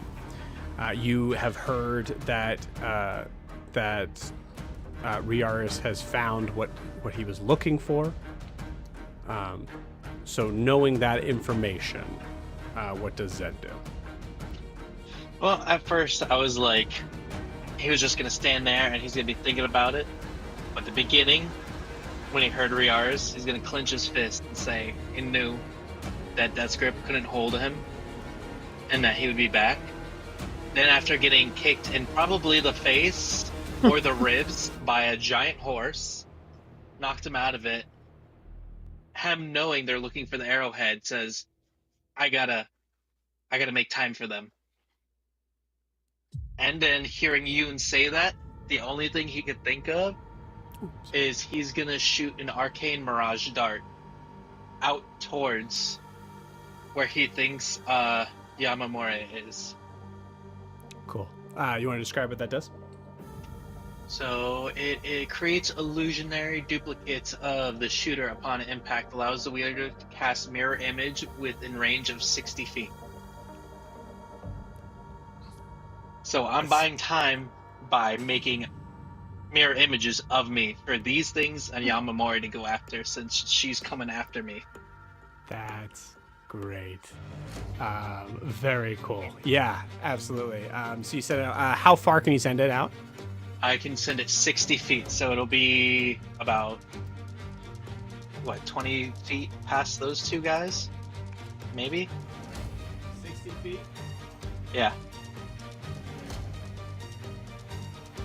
You could actually put them here if you wanted to. Okay. Like, that's plenty of room. That's the full 60 feet, so that's as far as you can put them out. Okay. So yeah, I'm gonna do that. And then...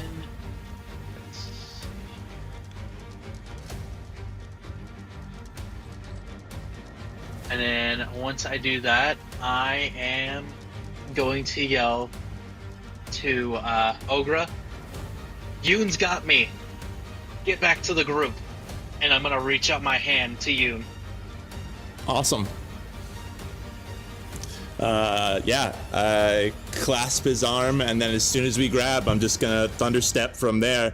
Unless, well, I'm not within 10 feet of any of the other people, right? I think at this point I'm still 10 feet away from Ogra. I don't want to hit them with the blast, but yeah. You know that Ogra's in this, but you don't know where. The only thing is, so I'm already holding my action. I guess he can't really hold his action because he took his action. So yeah, I'm gonna just go ahead and do it. That was my plan. And so when he clasps my arm, I'm gonna go and thunderstep him 2 yards. I know it's not that far, but you know, I wanted to get him out of there. So yeah. Okay, cool.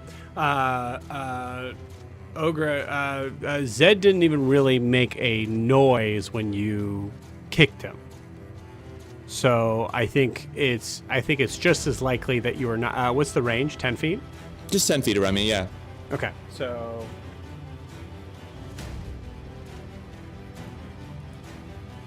Yeah. So there is a 1 in 4 chance that this does not hit you. Okay. Go ahead and roll me a d4. I'm gonna allow you to roll it. You need to roll a 4.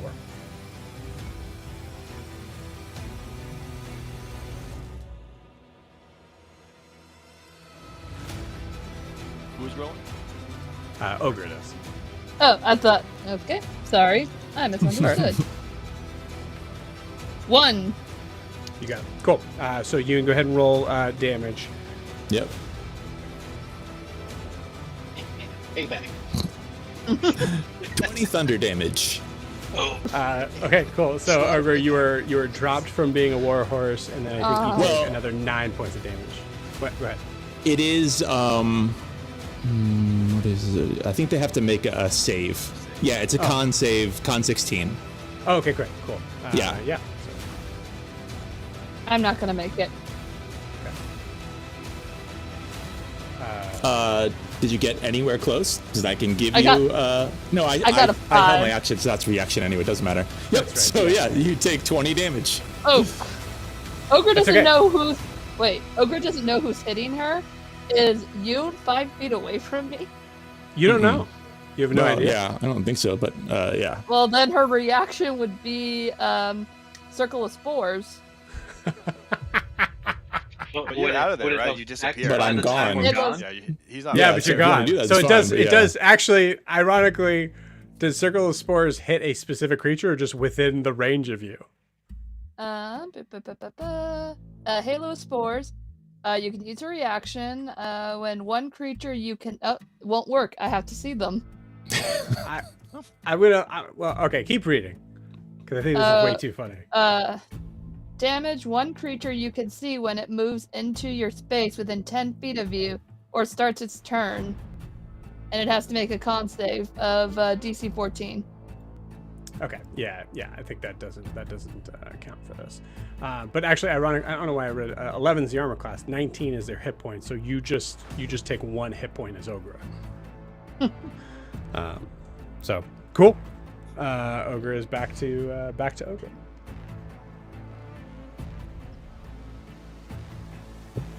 But we now have in the party. Actually, I'll put the thing here.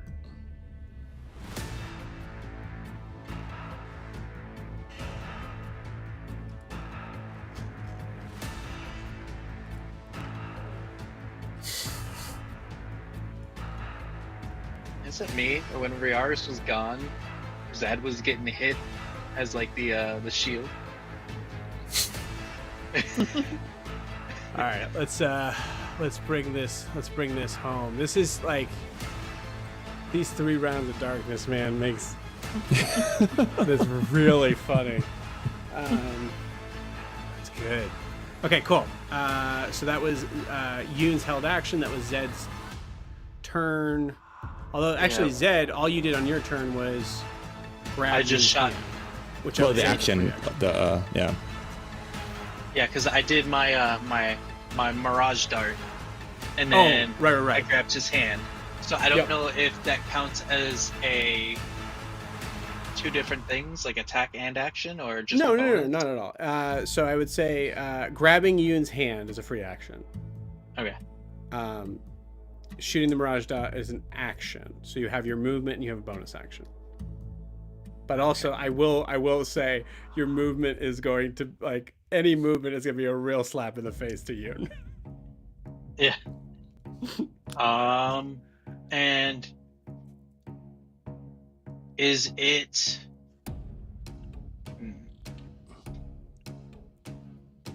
Is whatever I'm holding, whatever my illusions are holding? So can I pull something out of my bag and my illusions pull that out of their bag?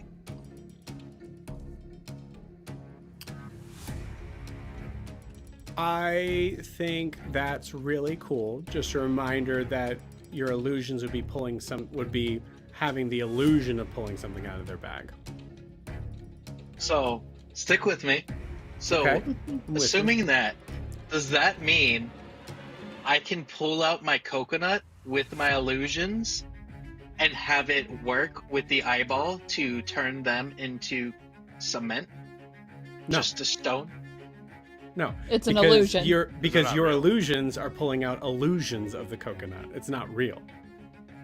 Okay, so but would Yanmèmouri know that? Would she Yanmèmouri know also- that both of them are Yanmèmouri's just gonna see you pull out a coconut, dude. Yeah, because it's got the eye in it. Would she realize that the eye? Not this one, Okay. because it's true. It's an illusion. Well, no, I It's don't. not I want it to, real. like, I don't want it to work on her. I want it to make her hesitate. It's not. It's not gonna do anything. Well, that's the point. I just want her to like hesitate, like, because she So- doesn't know if the real one's up there and the other one's just an illusion, or if they both are. She doesn't sees know somebody you pull out have an eye one. in a coconut, has no idea what that means. Right. She has no does idea it? what an eye and a coconut mean. So would that make her hesitate? 'Cause I'm Why just would trying that to make her solve the eye. hesitate? She doesn't. Oh, you're saying like out of the like pure like chaos? Just hesitation. Yeah, I'm like, what? I don't think she would know. Absolutely that is not. a battle eye. Absolutely not. I'm so glad that we got there where I now understand where you're coming from. I Absolutely just want her not. to, like, No. just fire in her head, like She what? she loses a whole turn because eye and coconut. Wait a minute. What does this mean? What does this mean? All right. So, and it's a full-on action to take a potion, right? No, bonus action drink a potion. Okay, I will do a bonus action to drink a potion, which was the one that was saved for Riarris. Which what is the potion? It's the small vial potion that we got before we even headed out on our journey to the mountain. The healing potion? What is Yeah. the potion? Thank you. A healing potion. Oh, sorry, yeah, healing You got potion. it. No worries. Okay, cool. You got it. Yeah, you drink the healing potion. And what is that? D8? 2d4 plus No. 2.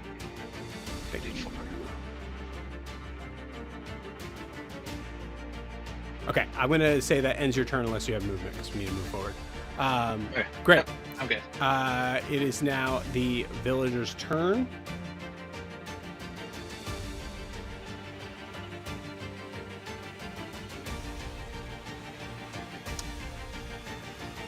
I did forget to roll to see if more come out. Okay, great. I'm glad that I rolled that.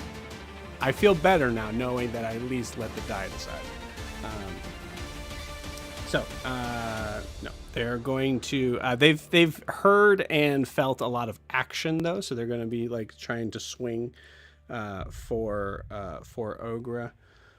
One is basically double disadvantage, doesn't exist, but the other one's going to be disadvantaged because it is magical darkness. So first attack is a natural 19 and a natural 2. One hits. No. Right, That was the 2 is the Yeah. disadvantage. Oh, okay. Yeah. What were you going to say, Evan? Did they not get hit? It's like everything within 10 feet. So if Ogre got Yeah. hit and they're between me and Ogre, then I feel like they would have gotten hit too. Yeah. You're absolutely right. Yes. So that would be a 16 con save, where they take 20 damage, half that if they make it. Great. One of them does save. It's 10 damage. 10 damage. We'll say that's the one that already's taken damage. So that brings it to 16. The other one takes 20 damage. Yeah. Okay. They're both still up, but really hurt. Okay. Yeah. Cool.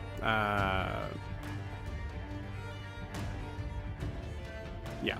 Just make sure that's right. Yeah. Cool. So first random blind swing is a miss.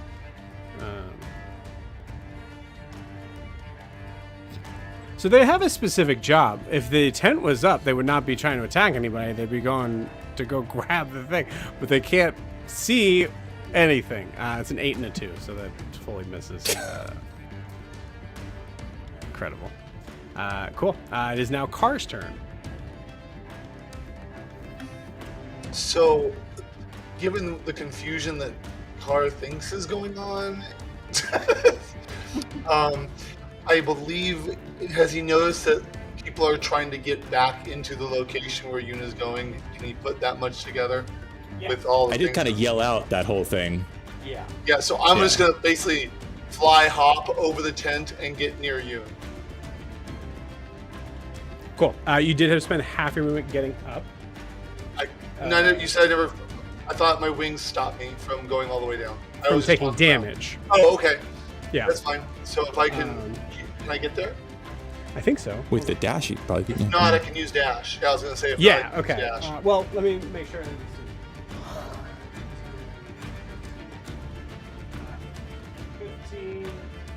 15 gets you here, which I'm going to tell you is close enough.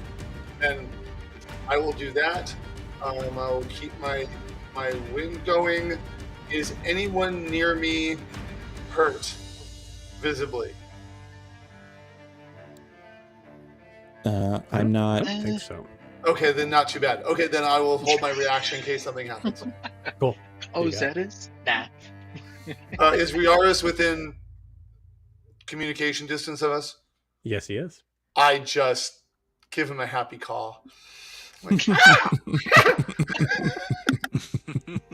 Riarris, roll an insight check to understand whether or not Carr just threatened you. You're still very scary, man. It's 19. Okay, you're good. You know. we've hung out before. He knows that's a happy sound. Yeah. Incredible. Cool. All right, so that ends Carr's turn. Seeing these two versions of. Sorry, in fact, is Car still flying? No. Is you still? No, you. I kind I'm of sorry. flew hopped over to you, so I'm on the ground. Gotcha. with you. Gotcha. Okay. Sorry. So,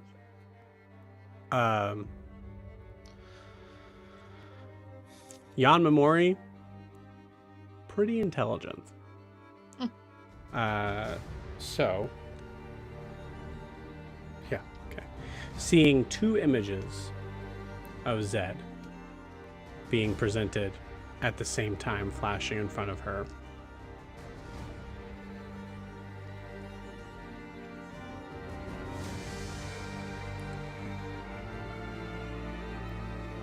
She is not going to take kindly to that.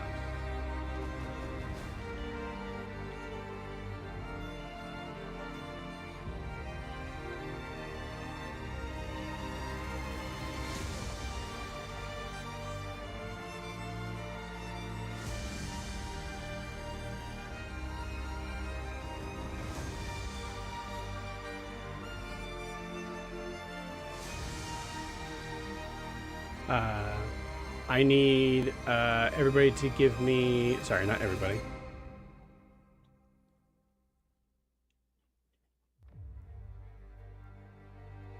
I need Yoon, Zed, Riarris, Carr, and Fang to roll dexterity saving throws.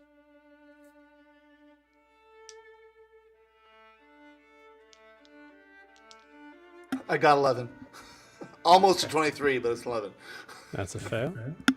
I got 13. I got a That's fail. 23. That's a fail. I'm just kidding.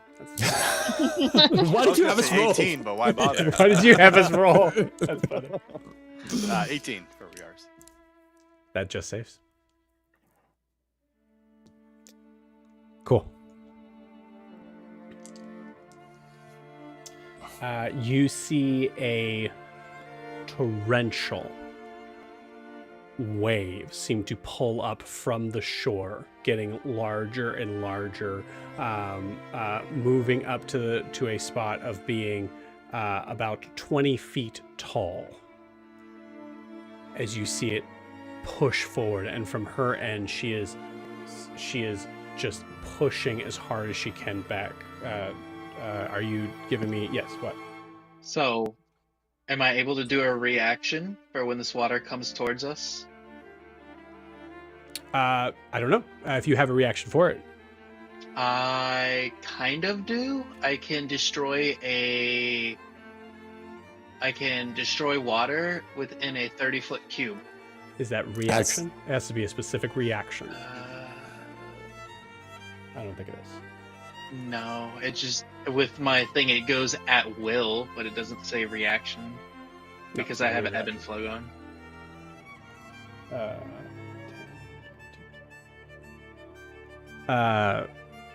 For everyone who failed, you take 26 points of bludgeoning damage, and you are knocked prone. If you made the save, you are taking 13 damage, and you are not knocked prone, as the water just blasts into everyone I mentioned.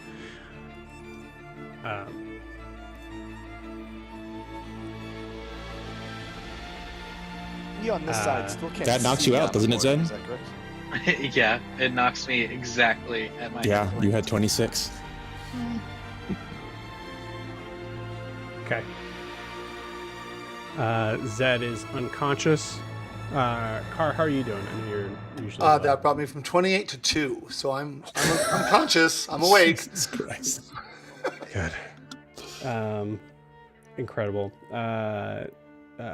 Yeah. The confines of that it was a leveled up tidal wave. But the weird thing with it is that it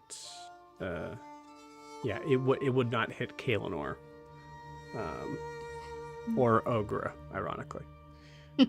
What would So- be the save to keep my gust of wind going? 13. 13. Is it wish just I straight would've roll? pushed. I believe it's your con. Yeah. Con. Can't it?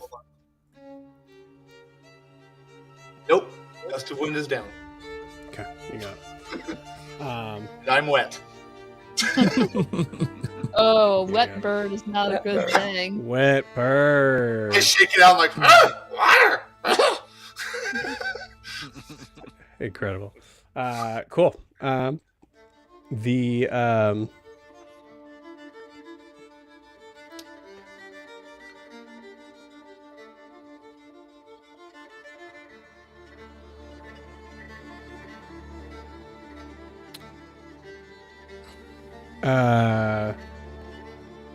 I'm gonna say, Ogra, roll me a.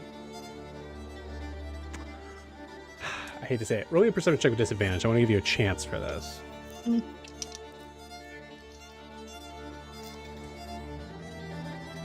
Oh my god! One sec, I gotta take a picture of this. Well, tell me what you got, because I gotta. I rolled a nat 20 and a nat 1. Well, That's how it happens. I'm sorry. That stinks.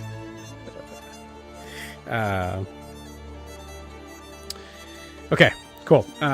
So the vapor serpents.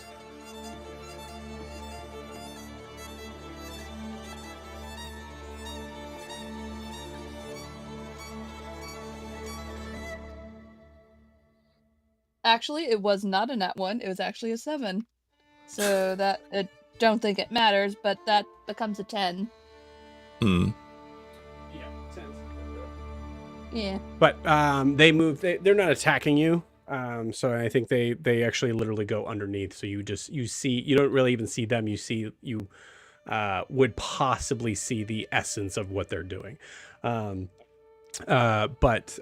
you.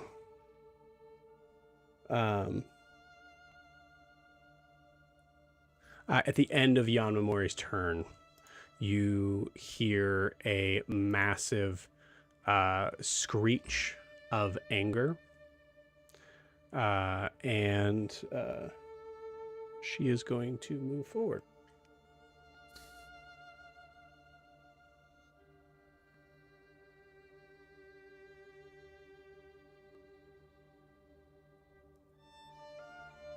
Oh, and everybody better get to us quick.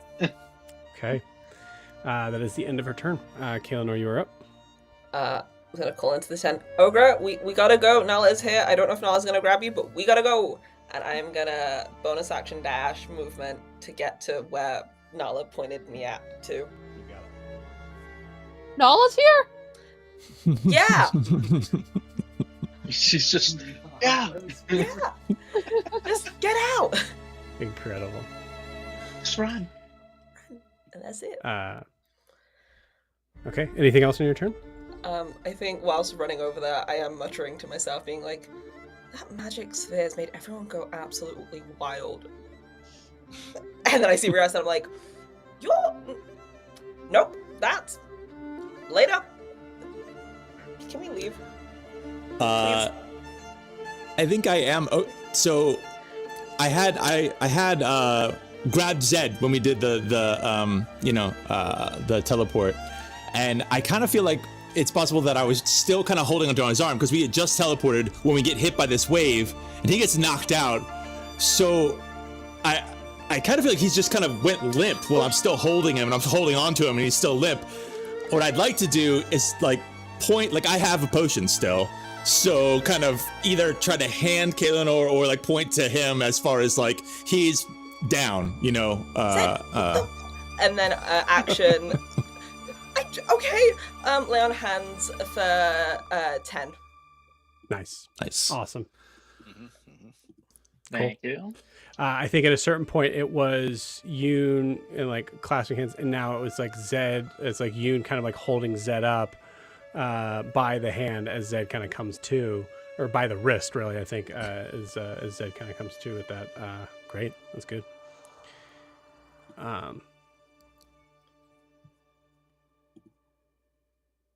That's everything. I'm gonna hold Gadara's turn because I truly don't know what she's gonna do right now. Cool. So we still have Ogra. Riarris, it is your turn. But Ogra is still not with the party. I would look around. Where's Ogra? We're missing someone. Is she with you? Point in the direction of the tent. Nala's said that they'd grab an Ogre was following, should be following right behind me. She'll be here. Oh yeah. Also, you don't see Nala. Yeah. Oops. Nala's not there as well. Okay. I had faith Nala would come back, knowing her. I will say, just a small thing mechanically, I'm just going to tell you, it is an action to use this item. Yeah, no, that's what I'm expecting. I'm going to hold action, but I think I would just want to say to the general group of looking around, seeing everybody soaked, whatever coming up, and be like, who exactly is on the other side of this darkness? Yanmèmouri. The Sea Witch. I think you kind of see Riarris kind of go blank a little bit, looking like, when, that's the, Will. Okay. Yeah. Oh. Okay. Everybody gather around me, get ready to touch. As soon as Ogra and Nala are back, we are leaving. And I will hold my action until You go. we are back. Okay. And I think I'll show, like, I've had the arrow, I'll kind of get it, and I'll probably kind of point and aim it, and just I still have a rip in my clothes, and so kind of getting to that same spot, just going, I know how to act, so I've got to go to the same spot and just get ready to apparently stab myself. You got it. I just grabbed Fang's hand, so it's Yoon holding mine, me holding Fang. Oh, that's so cute. Zed. You go to grab Fang's hand.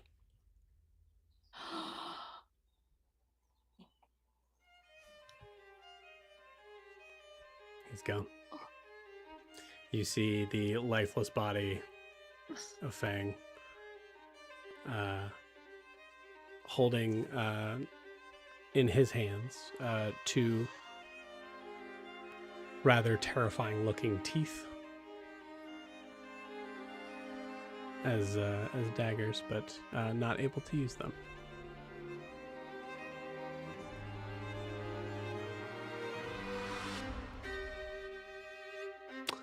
Huh. Ogre, it is your turn. I'm going to say that Nala probably kind of like, because Nala goes right after you. I'm going to say that that you do hear Nala's voice rather close to yours, yelling for you. Ogre, do you respond? Kaylin, we're set to go over there. Do you need help or should I just run? Do you need help? You yell that. She grabs your hand. Actually, just like it's actually she doesn't see your hand. Yeah, she like finds you by the hair and then is touching your head. And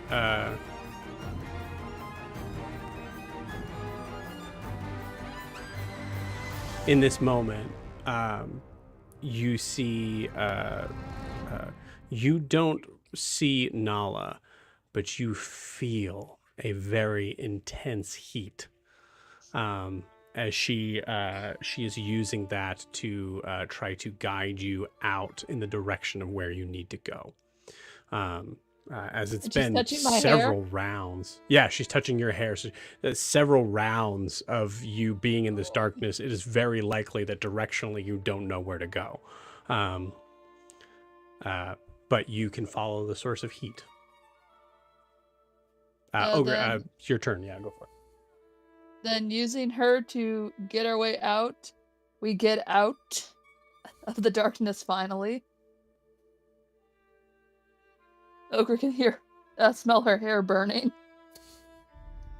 She's gonna have an undercut now.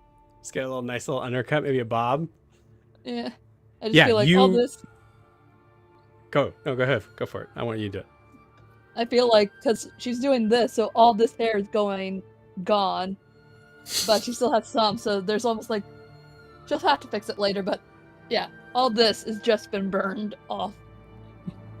It looks good short.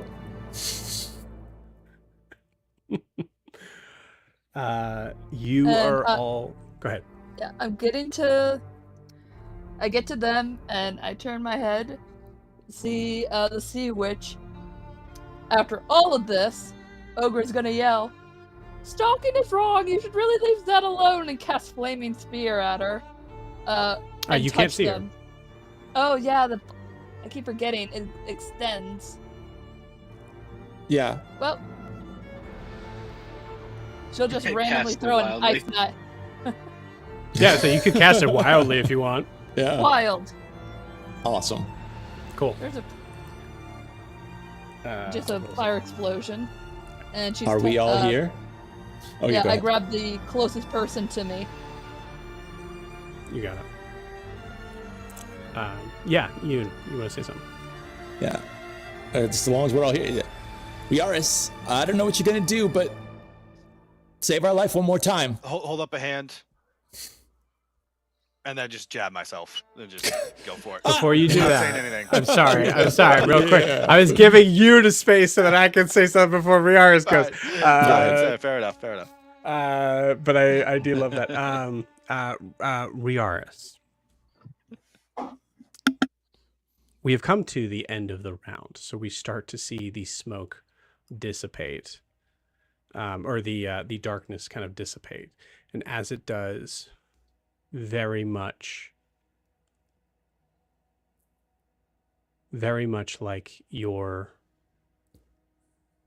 vision that you saw in that one timeline, you see the silhouette of a figure raising herself up by the water that is swirling around her feet. She has not left the sea. She carries it with her.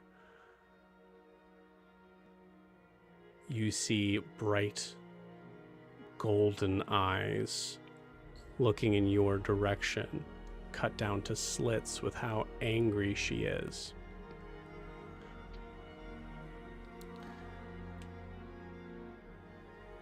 And as you're taking the moment in that slow motion to do what you need to do, something that is viscerally hard to do, you see as Yanmèmouri puts a hand up in your direction. It looks like she's about to cast a spell. And all of a sudden, you see a as an arrow pierces her shoulder. And you see her you see Yanmèmouri look over in a direction as a woman you've never met, but somehow looks extremely familiar, is giving you the escape you need. You look down. I recognize it? It's Godard. Okay, that's what I figured. You, as you look, you see her, her eyes kind of meet yours from the distance where you guys are at, and you instinctively look down at the note. It just reads, "What do you see?"